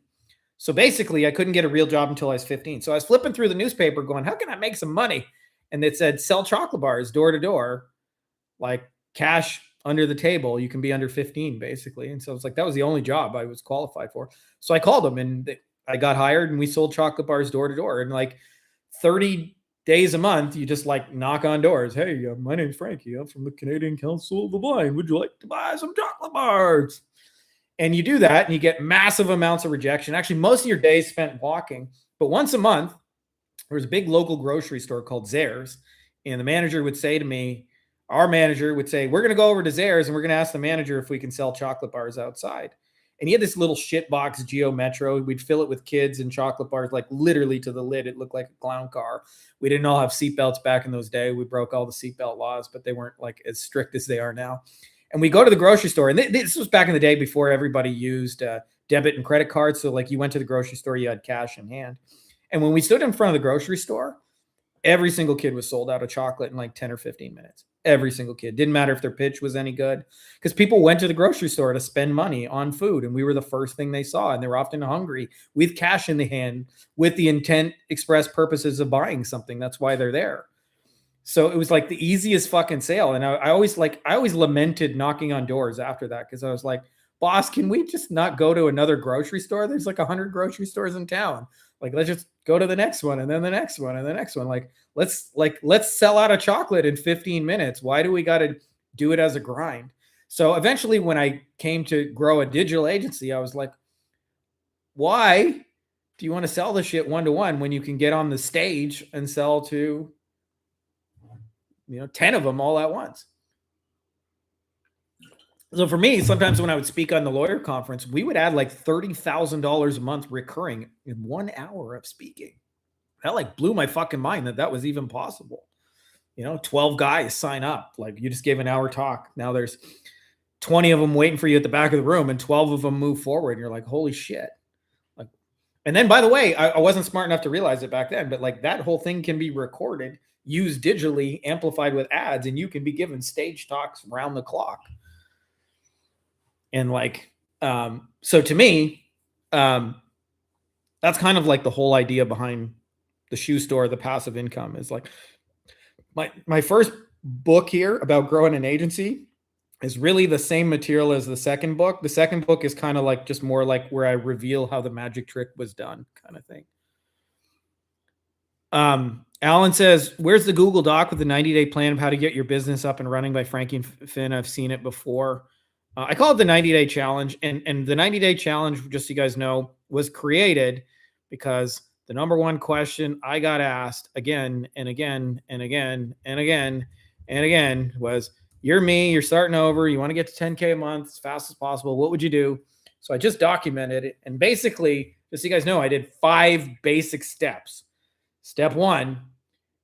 And by the way, most people, when they start step 1, they really start at what I think is step 3, which is why they get lost and confused. They go, what can I sell to make some monies? That is not step 1. That will lead you nowhere, and you will not make any money because you'll create shit nobody actually wants. Step 1 is pick a niche. In other words, get clear on who you're going to do this shit for. Right? Important details. Step 2, what problems are they trying to solve? And the more I go into this with a blank slate, not going, I'm going to try and sell you this, but just going, what are your problems? What are you trying to figure out? What are you trying to move towards? And so for me, I joined communities, asked a bunch of questions, and got answers to those. Now I use my market research bot to do that. Number 3, then I brought in the tools. I said, what tools actually solve that problem? The problem in their case is they said, most of the jobs we get, we don't even get paid on. I said, well, are there jobs you do get paid on? They said, yeah, these ones. So I said, I'll build you a service to get these ones. And then I'd ask myself, which tools actually bring them those ones that they get paid on? And the answer in my case was SEO and pay-per-click. So I made an SEO and pay-per-click solution. 4, I create an irresistible offer around those. right? So I want my offer to do the selling. Like you think about McDonald's, they don't depend on the pimply faced teenager having sales skills. They make the offer on the damn sign. Get 2 McDoohickeys for $4.99. That does the heavy lifting. So I want offer based selling, not sales based selling. I don't want arm twist selling. I want, oh my God, this is such a no brainer. And then I market the living shit out of it, which for me is step 5. And I did that with shoe stores. Where are all the audiences? Now I got a clear niche. My case, water damage restoration. I know their problems. We don't get paid on most of these jobs, but we do get paid on those ones. Now I got a solution. If I do SEO and pay-per-click and aim it at these keywords, you'll actually get paid. Irresistible offer. We can get you 50 to 100 of those calls every month, and then go to the shoe stores and distribute it. But most people get stuck in it because they go, how can I make money? I wonder if I can make money. Should I do a GHL SaaS? Should I make a website automation? And they go tools, and nobody buys fucking tools. If you start with tools, this is all that'll happen is you'll have like $500 to $2,000 a month in recurring tool subscriptions, and you'll be making zero, wondering where the fuck it's all going. That's generally the experience you'll have. But if you start with people and problems, you'll go, if I just slightly twist SEO and pay-per-click this way, just to aim at these keywords, it'll get you the jobs you're trying to get. That actually would be really valuable for you. Right? Another example of that, Mike from our mastermind, he works with plumbers. One day, an actual plumbing client came to him and said, hey, Mike, can you get me new construction? And he said, I think so. Let me check. And he does Google ads for him. He was checking and he was like, yeah, there's keywords related to new construction. He said, good. Turn on those and turn off the emergency calls. And he said, why? And he said, emergency calls are disgusting. I literally get covered in shit. It's like it's a price war to the bottom. I got to be really, really fast. But new construction, I could do that in a suit and tie. I can go home at 5 o'clock. They don't need me at 3 a.m. They just want it done. I want it professional. And then I make more money on it. And like, I don't smell like shit. He gets him 1 to 3 new construction job inquiries a day. The guy fucking loves them. By the way, he's charging him $6,000 a month for that. The difference between I do Google ads and I do Google ads to get you new construction is not a great deal of difference in terms of execution. It's like literally just different keywords. In his case, he's just running LSA ads. They don't even have landing pages or anything. But in terms of how it lands with the client, does that ever make a hill of beans of difference? So when he started with the problem, I don't want to get covered in shit anymore. And he said, I can build a solution for you. You don't ever have to get covered in shit. They buy it. But if you just do what everybody else does, you come up with tools and go, I'll get you more leads and more sales and more customers and more. Well, if he's getting covered in shit and go home with some fat guy's 400-pound fucking turd on him, how many more of those do you really want? So you got to be clear that you start with people and problems. And this is the thing I wish I knew in the beginning. Your business, like especially in the beginning stages, it's not about you. If you're going to survive long term, like there got to be more reasons than just you want to make money to exist. So pick somebody, pick a problem, and then go deep on it. Heather says, I'm just going to read 2 more real quick from the from my doc from questions that got asked in the Facebook group. Then I'll come back to the chat in just a second. Heather says, after running my first ad and realizing, she says, leaning into my strengths in the market. After running my first ad and realizing I have no idea what I'm doing, the ad was fine and did fine, but everything else was oof. So now I'm going to lean into my strengths, content to social media to see what resonates in the market I'm looking at. If it starts to get traction, paid ads with the content that gets traction, I'll figure out it as I go. But since I already know how to build a personal brand, this seems like the next logical step to me, given my strengths. Heather, that's what I do. And I have a different reason for doing it, but I do the exact same thing. And I'll tell you why. Almost always when you turn on paid ads in the beginning, you lose money before you make it. That's just how paid ads are because you're trying to figure it out. So as a general rule with agency services, like you're going to lose 5 or 10 grand figuring it out. Or you can do that all organically, figure it out. And then when you've got an angle that's working organically, scale it up with paid ads, right? By the way, I feel like I've thrown like 100 good ideas out there about growing an agency. Like I know how to hire people. I know how to systematize it. I know how to organize your deliverable. I know how to do client communication. You know what everybody asks me about? Outreach and Loom videos. Like every fucking day of my life is outreach and Loom videos. So if those are the things that are proven to work organically, what do you think I'm boosting with paid ads? Outreach and Loom videos. I don't boost shit about onboarding or hiring or systematizing your client communication, even though I feel like the shit I say on that is equally valuable. It's like, that's not what the market wants. So to me, like, test your shit organically. When you find angles and hooks that works, put some steam behind it with some paid ads. Like, all my paid ads that work were once content that was tested organically. Usually the only thing that's different between my content and my paid ads is, in my paid ads, my content, I add one sentence at the end for like a call to action of like, if you want to get this thing, take this next step. But it's like, it's literally the same shit. So I like that approach a lot. That's how I like to do it personally as well. Last question from the doc, and then we'll go back to the chat. My objective is to make $10,000 per month with leverage of money. My question is, should I focus on it because I'm 22 and it's also risky? I don't know what's so risky about it. I think depending on an employer, your whole life is just it's even riskier, and especially in this day and age. Like, technology can make something obsolete super fast. I used to work for the Ford Motor Company, so I was like a factory supervisor. Actually, kind of funny how I got in. So I got in through school. I went to school to be an engineer, and I got a co-op job. Like, generally speaking, the big three had a lot of forget the word they use, but like, you get in because you're, your mom, brother, cousin, uncle, somebody knows somebody there. And I knew nobody. Nepotism, that's the word I was looking for. I didn't have any of that. So I got in through school, through my grades, and I found out they were hiring a supervisor job.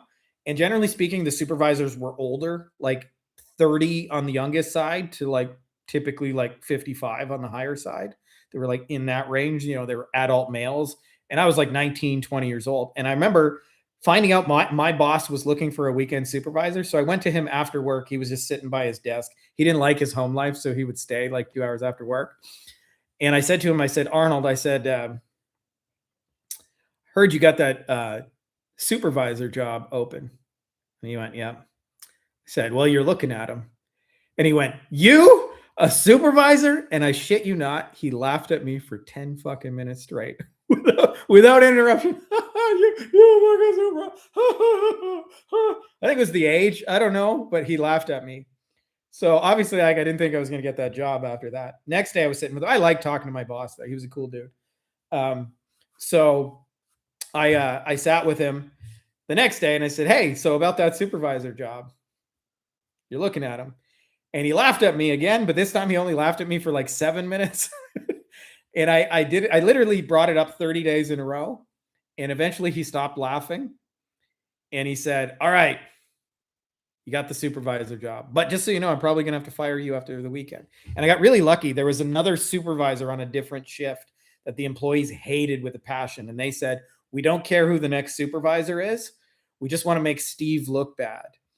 And they said, whoever comes in, we're gonna give him bigger numbers than Steve, so that hopefully they fire Steve and say, like, promote this other guy. So I came into that, and it all like worked out, and I was a Ford employee for a month. Now, the reason I tell you this story is every day we would have meetings about production numbers and stats, and the Ford plant had a sister plant in Mexico, where I live now. Not in this exact city, but same country. And the Mexican plant, they had better numbers. They made more. They were cheaper. They were faster. And here's the kicker. They were better quality too. So like, people would say, buy it in Canada, buy in America. It's better. Like, no, it ain't. It was more expensive and shittier. So the entrepreneur in me saw the writing on the wall. I said, there is no way this place is going to last another 20, 30 years. They're going to move all these jobs to Mexico. And why wouldn't they? They save money and they get a better product. I would do the same thing. So I knew layoffs were coming. And I remember one day I quit to pursue my entrepreneurial dream, a failed endeavor. A buddy of mine started a magazine, and I decided we were going to go all in together. He bailed on me. That's a totally story for another day. But everybody said, you're crazy. You gave up this Ford job. You gave up this Ford job. You know what happened a year later? General Motors closed the plant, laid off 10,000 people in my city. Chrysler cut back a shift on one of their van plants, and the Ford plant laid off everybody 22 years seniority and less. I actually went back to visit my boss. I had to get a guest pass because I was no longer an employee. And it was a 1 million square foot plant that was like lively and active. And it was like a fucking ghost town. It was so strange. It was so strange walking through this ghost town. And what I learned from that, why I tell you this story, is you can go all in on your plan B and still fail. You can go work at the factory, get the perfect factory job, and the factory still fucking closes. So you might as well go all in on your plan A. And you mentioned $10,000 a month. Okay. That's like, depending if you charge $1,000 to $3,000 a month, which I think is a good starting place, you're talking 3 to 10 people, 3 motherfuckers, and you can hit 10K a month. So like, I'm not saying this is so easy. Anybody can do it. I hate when internet gurus are like, oh shit's so easy. Anybody can do it. No, it's not. Nobody would have a job if that were true. But 3 to 10 people is a climbable mountain. It is a fucking climbable mountain. I just want to make that really, really clear. It can be done. It can be done by you, and dumber people than you have done it. Does that mean it's like it's a 5-minute deal and it's so easy anyone can do it? No. But you can make, sorry, distracted by my lady coming in. I'm not sure what she was stealing there. But you can get to 10K a month. It's a small handful of people. I know when you're first starting, it seems like a like large, big sum of money, like it's a big deal. And I'm here to tell you, you imagine your life will change in all these big ways when you make big money, which I know for some of you guys is 10K a month. I don't personally consider 10K a month big money, but I know for a lot of you guys that, you know, that would be life changing. You think your life will change in all these big ways, like, and in reality, none of the big ways happen. Like when you walk down the street, nobody high fives you. Women don't throw their panties at you. Nobody asks for your autograph. But it does change in small ways. I'll tell you, like, for example, growing up, we were poor. And so anytime there was an unexpected bill or expense, it was like, oh my God, what are we going to do? Oh my God, it's $200 for the car. Like, what the fuck are we going to do? That was like all the time. Now I got I literally had a car accident, like some fucking drunk. I don't know if you guys can see that, but that's a little remnant of it, like where my elbow hit the car. Thank God, like only the car was damaged, but he totaled my car, some drunken idiot on the highway here.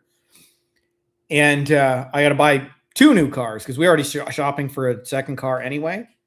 But now I had to buy 2 new cars, and it's an inconvenience.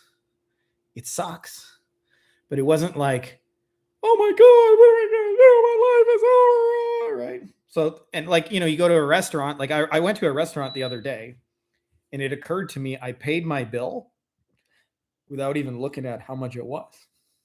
And when I was growing up poor, if we went out to eat, like the first thing you looked at was the price column.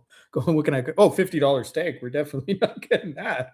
That one's 12. Okay, what's 12? Pasta. Okay, I'll get the pasta because that's $12. Like that's how we had to buy stuff.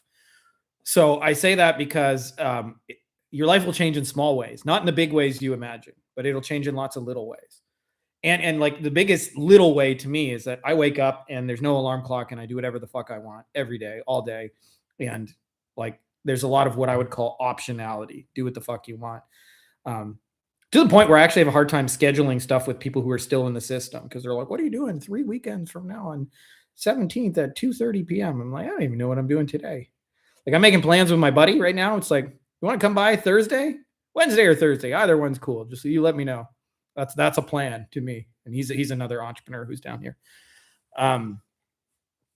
So anyways, I just say that to you, but like $10,000 a month, it's not that big a deal. You can do it. It's a small handful of people. Going from 0 to 1 is harder than going from 2 to 10. If you can just get the first one and get the monkey off your back, I promise you the rest of it is downhill from there. Okay, back to the chat. Let's see. Where are we going? So, Paul, should I get my clients to download Slack to communicate with them? A lot of agencies do. I don't personally. I just like our updates have always been email. Everybody's got email. I like sending just little video updates by email. So I don't know. Like a lot of people use Slack and like it. I'm not a Slack user. I'm just I try not to make clients jump through extra hoops personally. Thoughts around price shopper leads, similar to they get tons of messages in their inbox. It's a good thing to sell against, you know, Like, for example, like we got guys in the HVAC industry, and one of the big things we sell against is the whole like, are you getting people who are just looking for the $49 tune-up kind of thing? Well, how about we get you full installs instead? And by the way, I wish I knew this earlier, but in their mind, they're buying their way out of the problem, which is the too many people are asking me for the $49 tune-up. They're not buying their way into your solution going, we'll run some ads and we want great ads. They're going, man, I'm sick of these $49 tune-ups. Thoughts? Oh wait, sorry, that's the same one. Love the distribution breaking down, making a lot of sense. Yeah, totally. Once you see it, you realize, why am I trying to chase sales when I could just stand in front of the grocery store? why am I knocking on doors when my ass could just go to the grocery store, ask the guy if it's okay to stand in front. When he says, yeah, I'll be sold out in 10 minutes. Will they let anyone give a talk or a podcast at a conference, even if we have no proof credibility other than straight knowledge? Yes. Tell you why. Behind the scenes. So if you're part of those podcasts and conferences and things like that, people will say things to you like at our big annual conference, people would say, I'm going to skip the conference this year. It's the same speakers as last year. I'll go next year when they got some new material. And then behind the scenes, we're going, shit, nobody's going to come if we don't get 5-10 new people. What can we get that's new? What do we got? What do we got? What do we got? You guys got any speakers? Anybody new you've never heard of before? What do you got?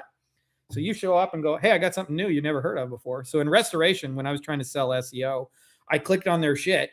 I looked and I was like, nobody's talking about AI. Like, how is it in my internet world? Everybody won't shut up about fucking Claude and ChatGPT. None of you guys are talking about it. So I wrote an article about what was coming to their industry with AI. And then I had like a plot twist, like, hey, plot twist. Did you know the first half of this article was written by AI? Like, what? And then it makes you go back and read it again. They ended up putting it on the front cover of their magazine. The front cover went out to the shoe stores, no other shoe stores. So they distributed it. It went to conference. They said, can you come speak at our conference as the AI guy? I got booked for talks. It was like literally 10 minutes of work. I just reached out to them. They don't know me from anybody. I got no credibility in the industry. I don't know anybody. I got no proof. I got no case studies, but I know that the magazine needs new shit to say to their people. So I go, hey, I got new shit to say to your people. That's interesting. And you got to spend 5 minutes just looking at what they're publishing now and go, what's missing here that nobody's talking about.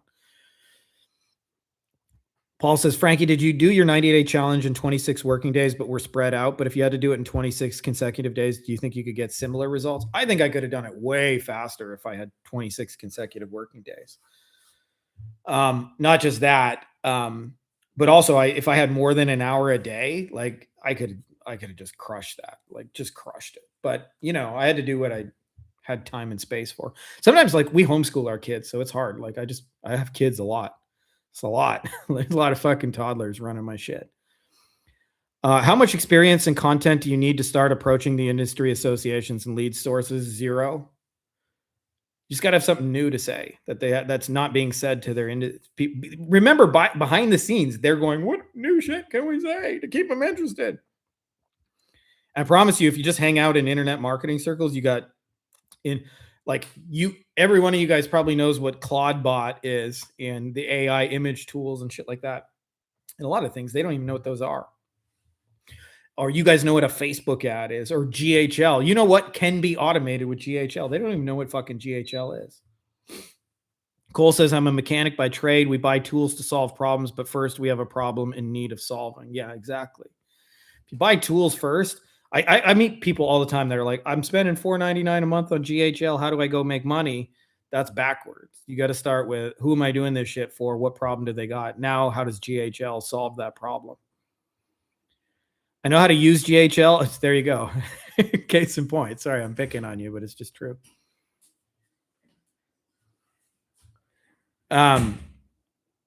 I know how to use GHL. I don't want to pay the monthly fee. Do you think it's possible to sell a GHL service to a client and then sign up for high level after I get paid the deposit? Yes.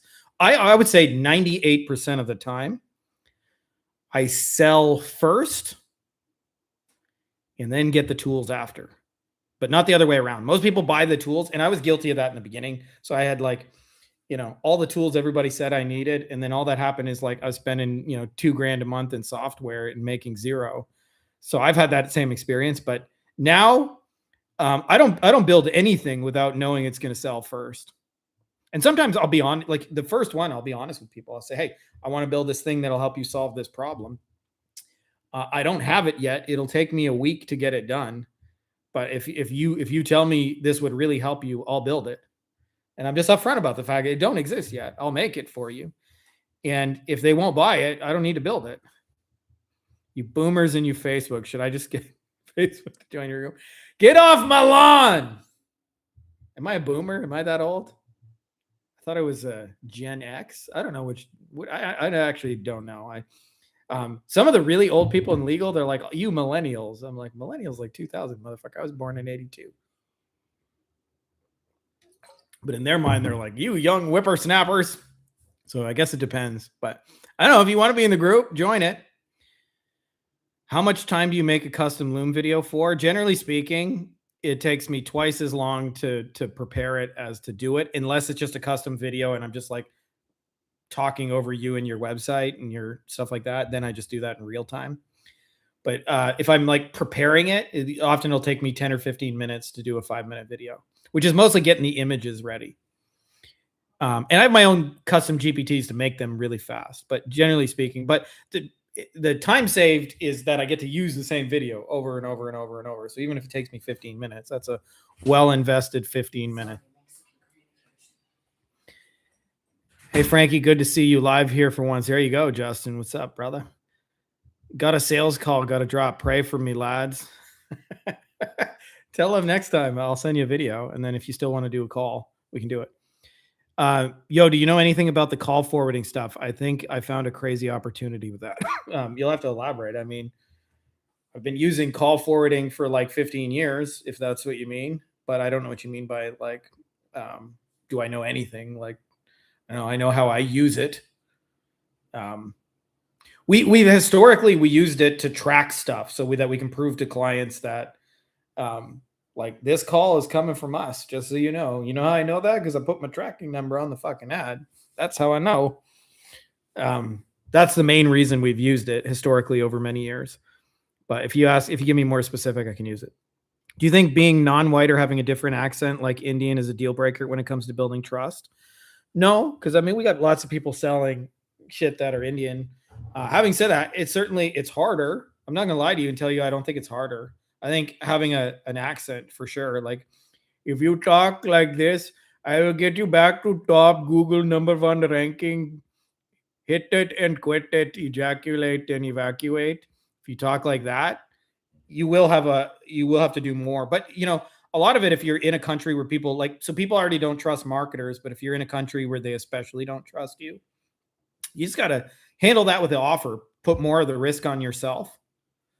Like I might do shit like, hey, try this shit out for 14 days. I'll do it completely, for free. And you can pay me after the 14 days, only if you're happy. And the reason I'm doing that, and just to call out the elephant in the room, reason I'm doing that is because I am in India and I know you probably don't trust anyone in India. So I want to show you good results first. And then when you are happy, we can talk about ongoing payment.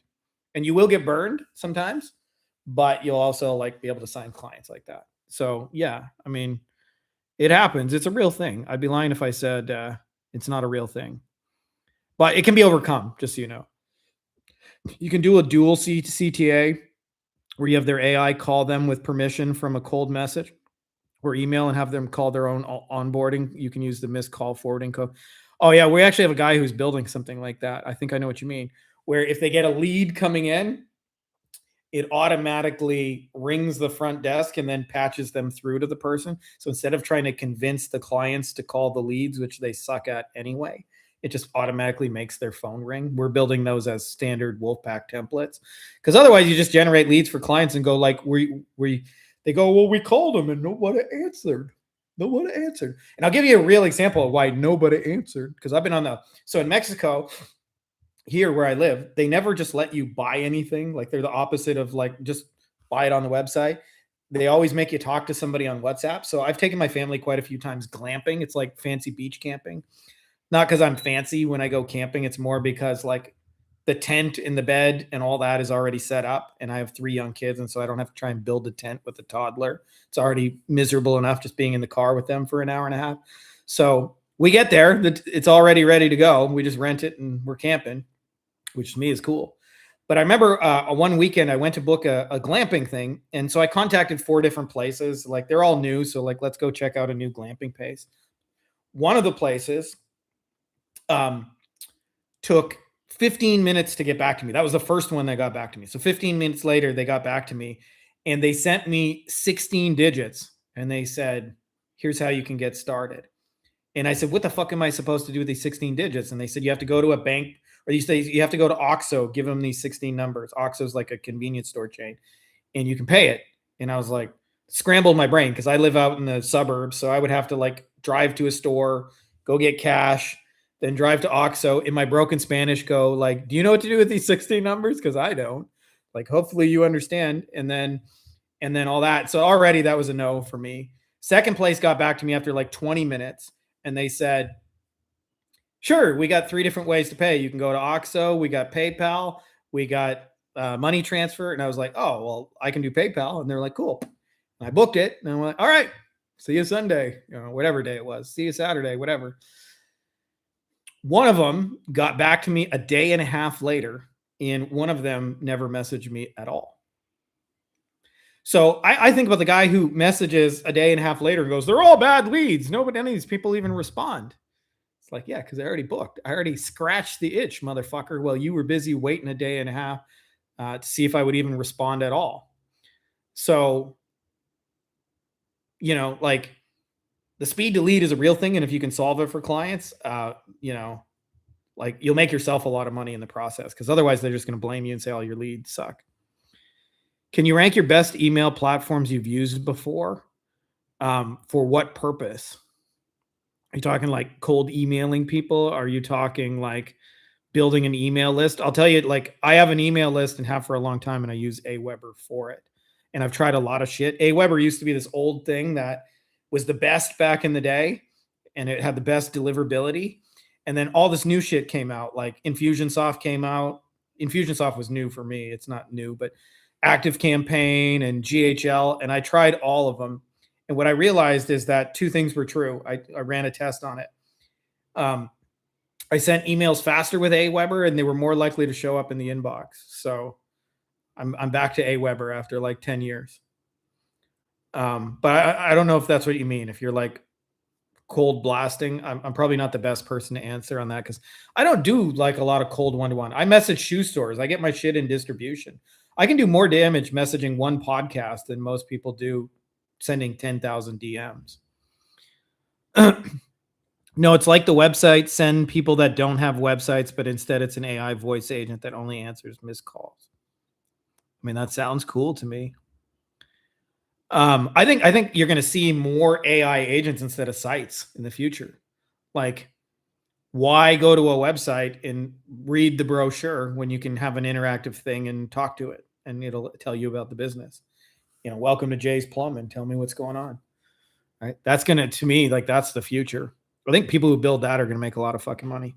I watched a video where the GHL CO said people were crushing with it. Yeah. Good old Sean Clark. Yeah, he's a gangster. Sean says, so are you saying to run a Facebook ad, they go to an opt-in only landing page that basically talks about the custom plan for the outcome they want, email them info about the plan? I'm saying when I have version 1.0 and I do not have a proven offer, I want to send them a plan and get feedback from there. Yes. And that is my entire funnel in the beginning, because otherwise you're going to try and automate. So it's kind of like using the dating analogy. I say, hey baby, I want to take you to the arcade.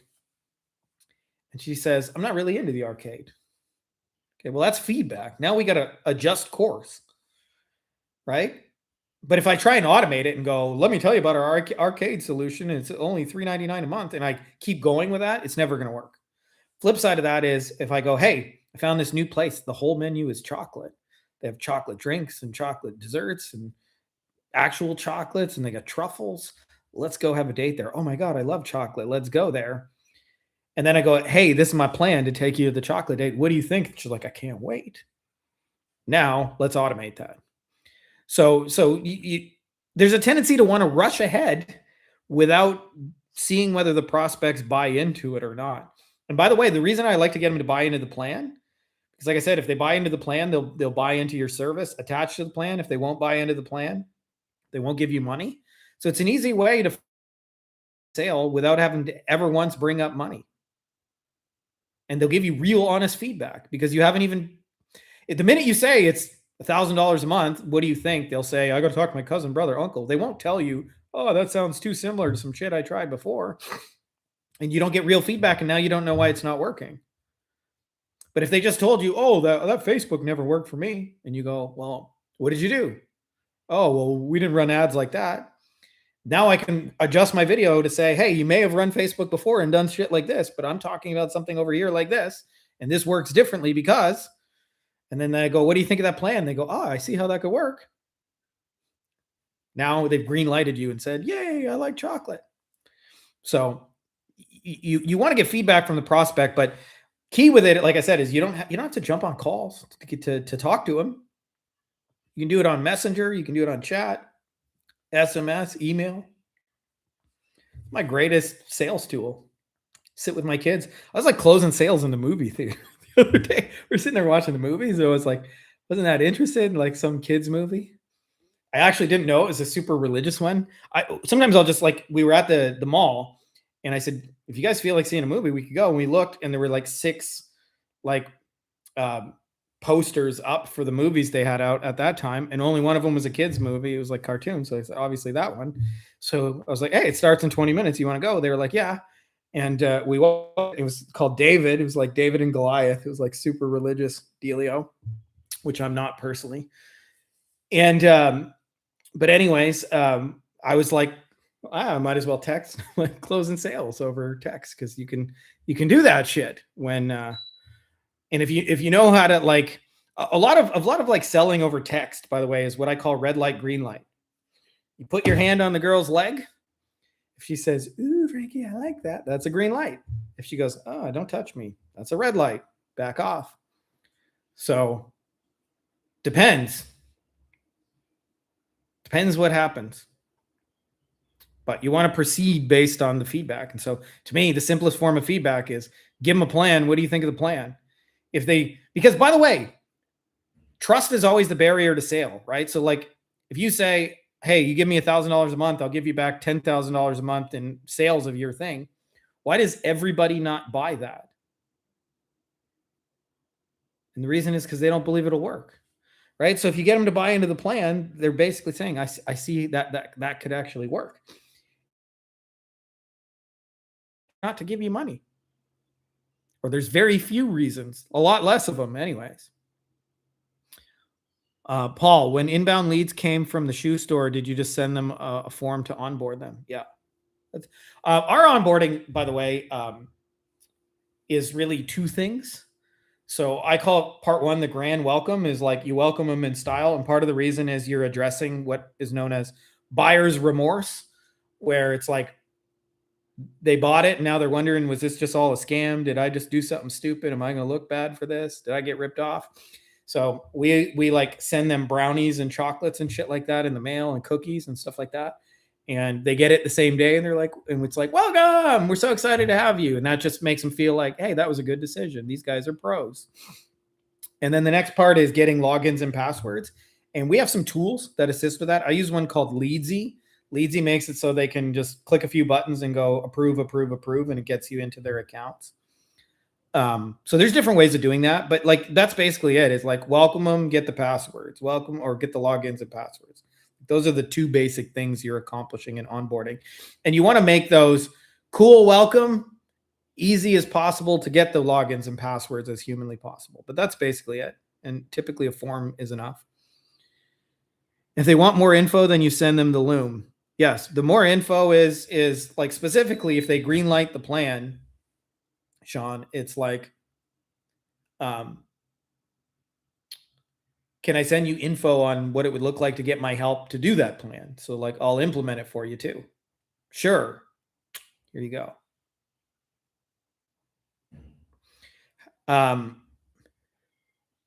How would you test feedback from the inbound leads that came from the shoe store? Same way you test anything is you go, this is what I want to do for you. What do you think? before we talk money, before we talk anything, like, what do you think of that plan? If there's buy-in to that, there'll be buy-in to the rest. If there isn't, there's going to be resistance. And the resistance will show up in the form of, got to talk to brother, cousin, uncle, money, got to check our budget, usual shit. Ooh, I don't know if the timing's right. Can we circle back on this?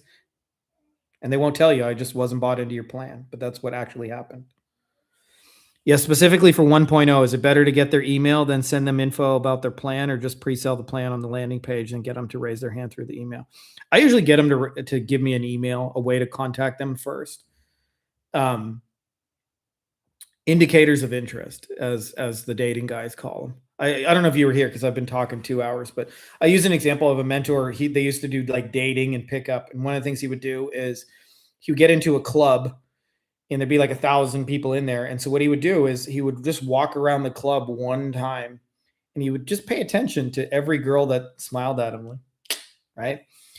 And then he would go talk to the 10 girls that smiled at him, and he would go get numbers from them. But if he had tried to hit up anybody in there without seeing who said, I'm interested, it's a long journey. But like, talk to the 10 who said, and with their behavior said, I'm interested, you'll have less to talk to, but you'll accomplish more. So like, to me, they won't give you their email. They sure as hell ain't going to give you a credit card.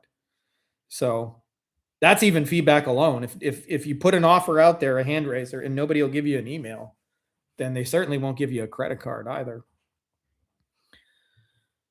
Do I know about bot mockups? I don't know what that means, but I'm assuming that means like, a demo where you can show them the bot. How do I test the loom video?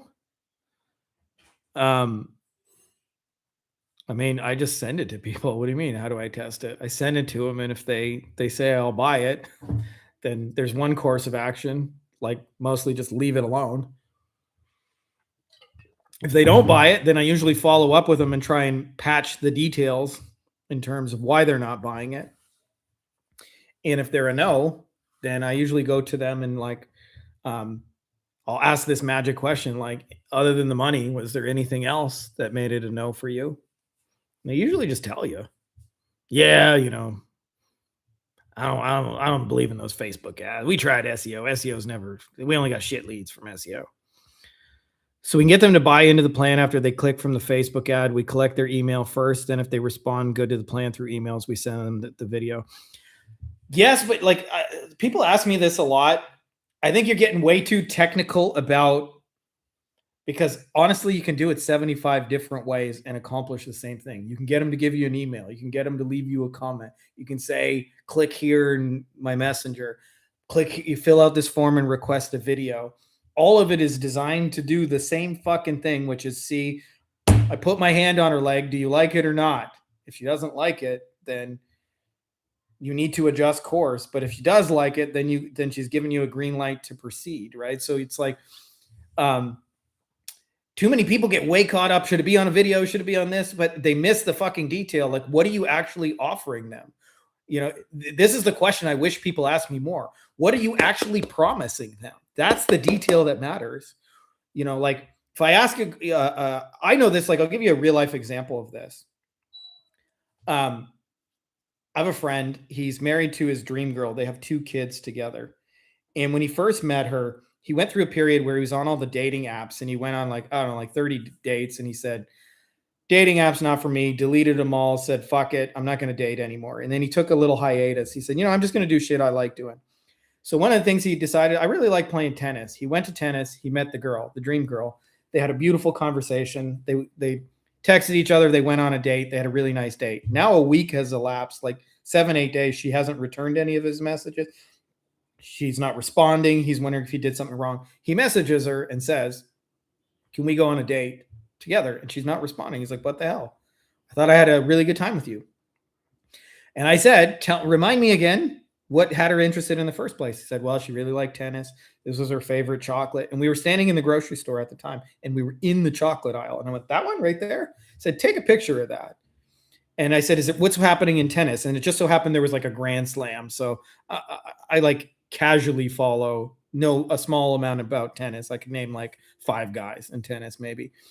And But there's 4 major Grand Slams. There's like Wimbledon, US Open, Australian Open, and there's another one I'm forgetting. So, anyways, one of them was happening. Let's pretend it's the US Open. So we texted her and just texted her about the things she wanted. Hey, got your favorite chocolate. You want to come over and watch the US Open? She responded in 2 seconds. This is a woman who had been ghosting him 8 days. So if he had mailed her that message or emailed it to her or sent it on Facebook Messenger instead of, or put it on a landing page, would it really have made that much of a fucking difference? Or did it work because he ultimately had what she wanted, which was chocolate and tennis? So everybody asked me about the tech shit and nobody asked me, like, to me, the main thing is like, what are you actually fucking promising these people? If you get that detail wrong, who gives a shit whether you put it on a fucking landing page or not?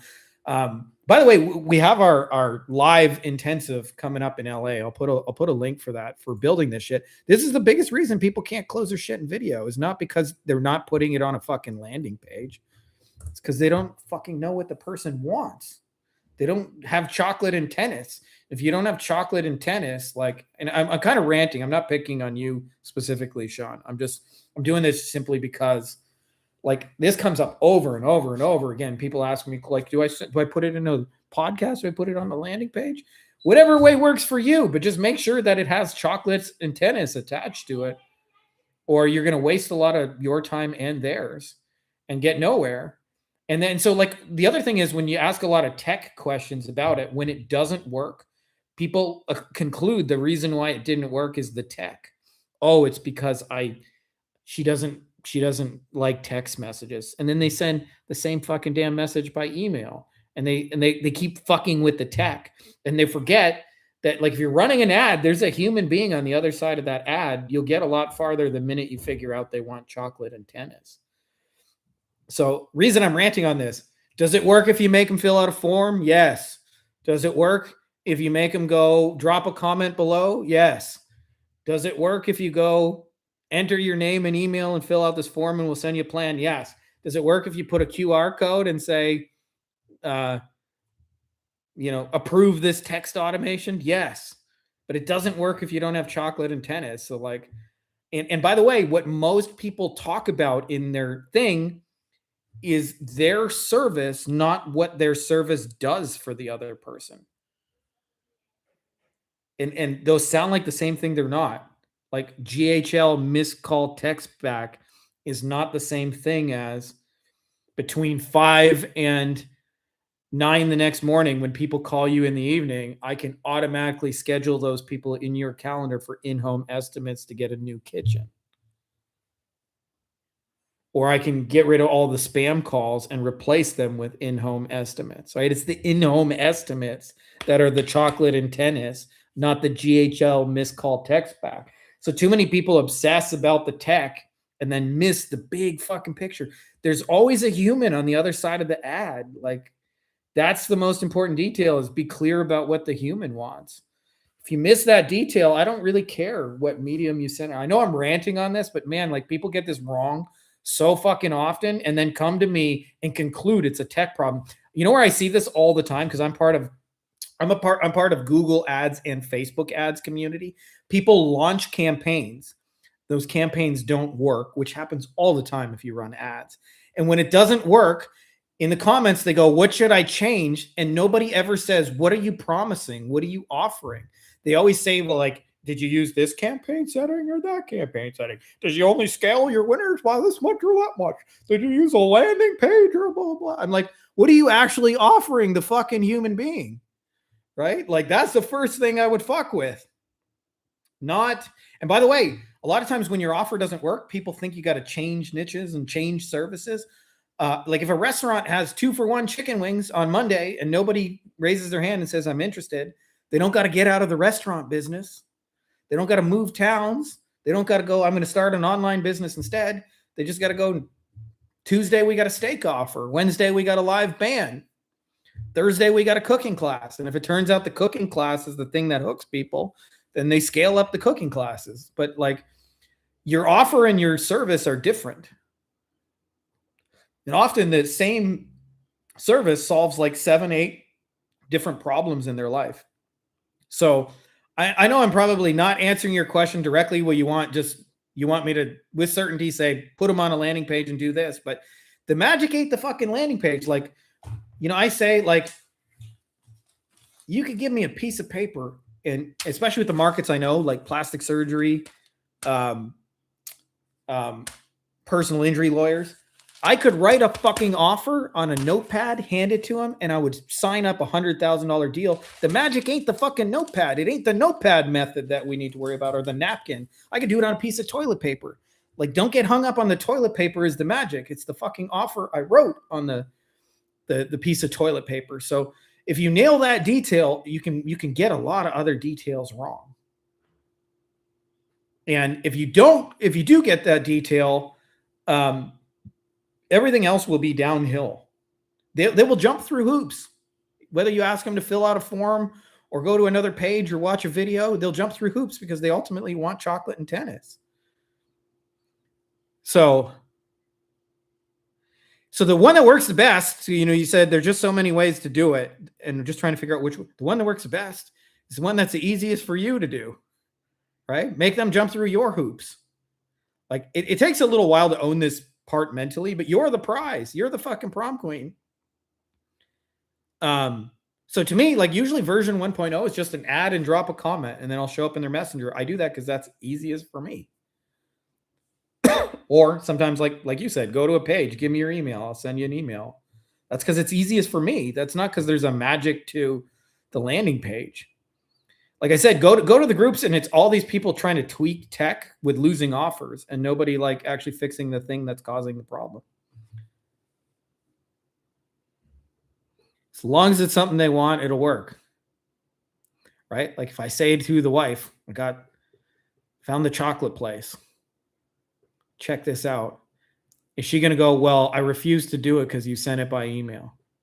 Or you think her desire for chocolate is going to take over and she's going to go, shit, I'll respond to an email.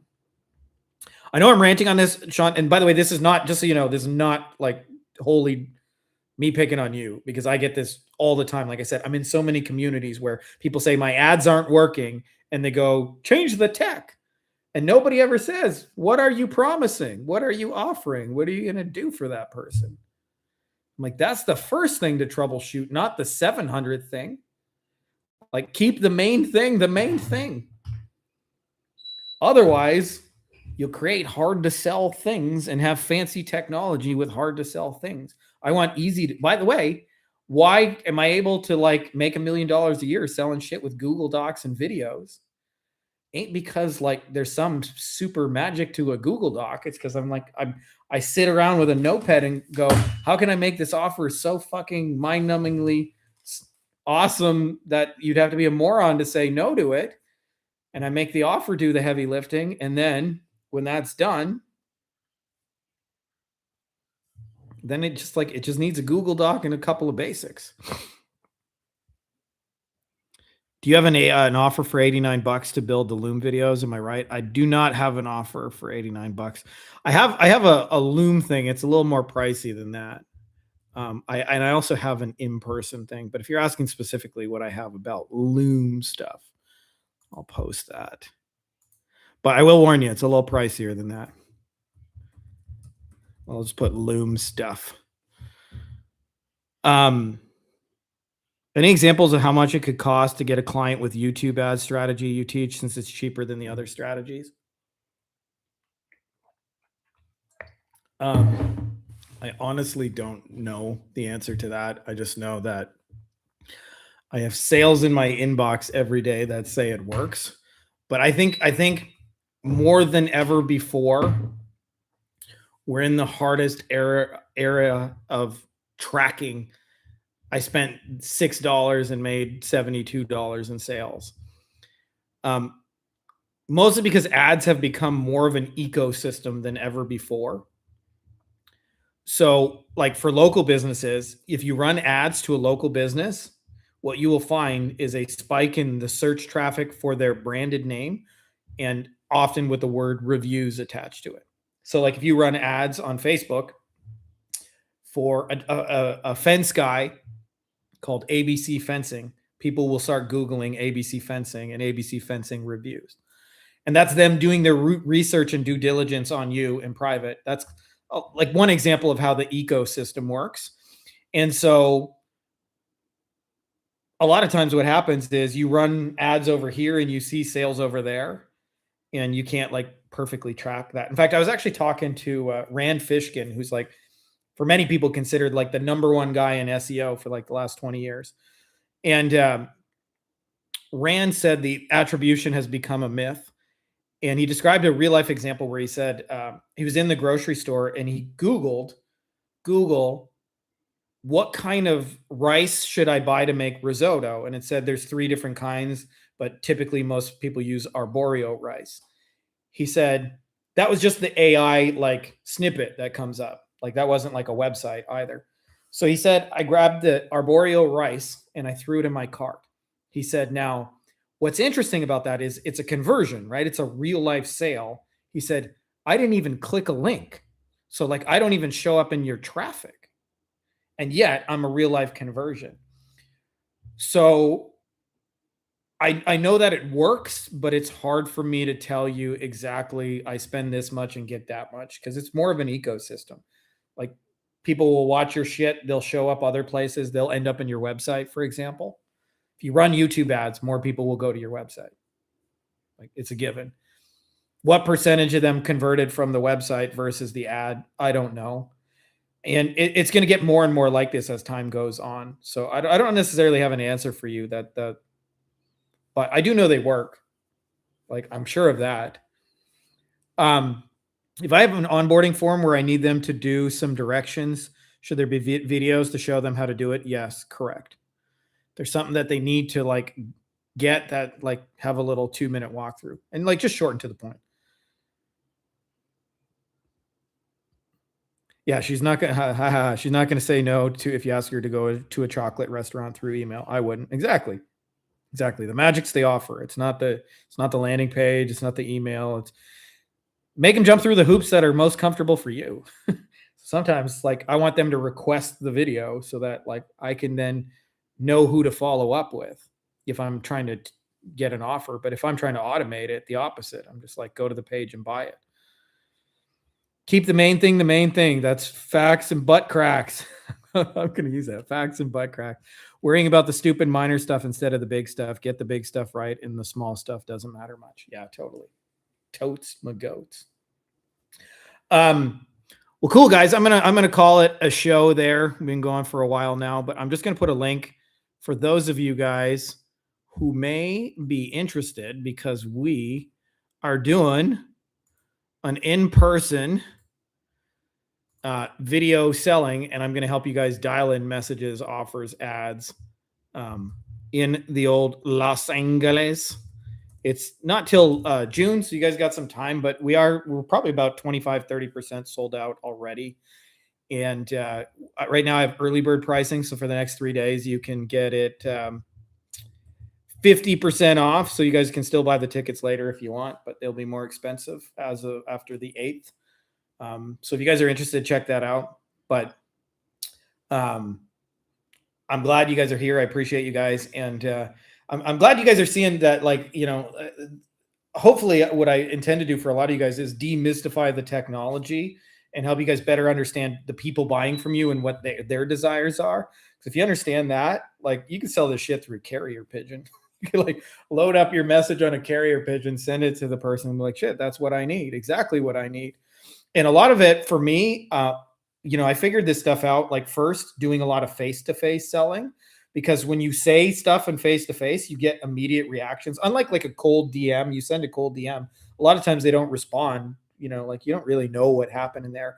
But a lot of times in real life, you say something, if they don't like it, it'll be visible like on their face immediately. And if they go, oh yeah, like you see it in their body language. Oh, I just said something they like. And you learn to be able to calibrate, like, this is what they want. And also a lot of times you learn just to listen to them, tell you what their problems are. And then you realize it's all kind of the same shit, what they're trying to do. And as a result, you get better at it. Hope I never buy a Lambo, because as soon as you do, all the normies are going to come and try and take all your time. Yeah. I actually, by the way, I have a friend and another internet marketing friend who bought so my dream car is a Ferrari, not a Lambo, just so you know. But he said when you buy a Ferrari, you think like it's gonna feel so cool and awesome. He said you only get two kinds of people that notice you, and over it's the same two kind of people. You get person number one who goes, "You got a small dick. You got a little dick. That's why you drive a Ferrari. Small dick, small dick." You get them. And then the second kind of person you get is like, "Bro, teach me how you make money. I'll do anything. I'll suck your dick, man. I'll do anything. Just tell me how you make money." And that's it. Like that's what you get is like those. You think you're gonna be like the coolest guy driving down the street, and like girls are gonna wave at you, and in reality, it's just like, "You got a small dick, little dick, small dick." That's your life, like most of your life. So I've learned that some of those things aren't as cool, but I will probably just like rent one for a couple of weeks and be Mr. Ferrari just to get it out of my system. But I drive a minivan and an SUV, and they're all dad cars. Like I'm in the dad car. Like they got to be practical to fit lots of kids. That's where I'm at for real in life. Anyways, let's call this the end of a show. I appreciate you guys. Happy Monday. May the Triforce be with you. It's officially Easter. I know a lot of you guys actually celebrate it on Sunday though. But it's officially Easter. So wishing you guys a happy Easter. Peace.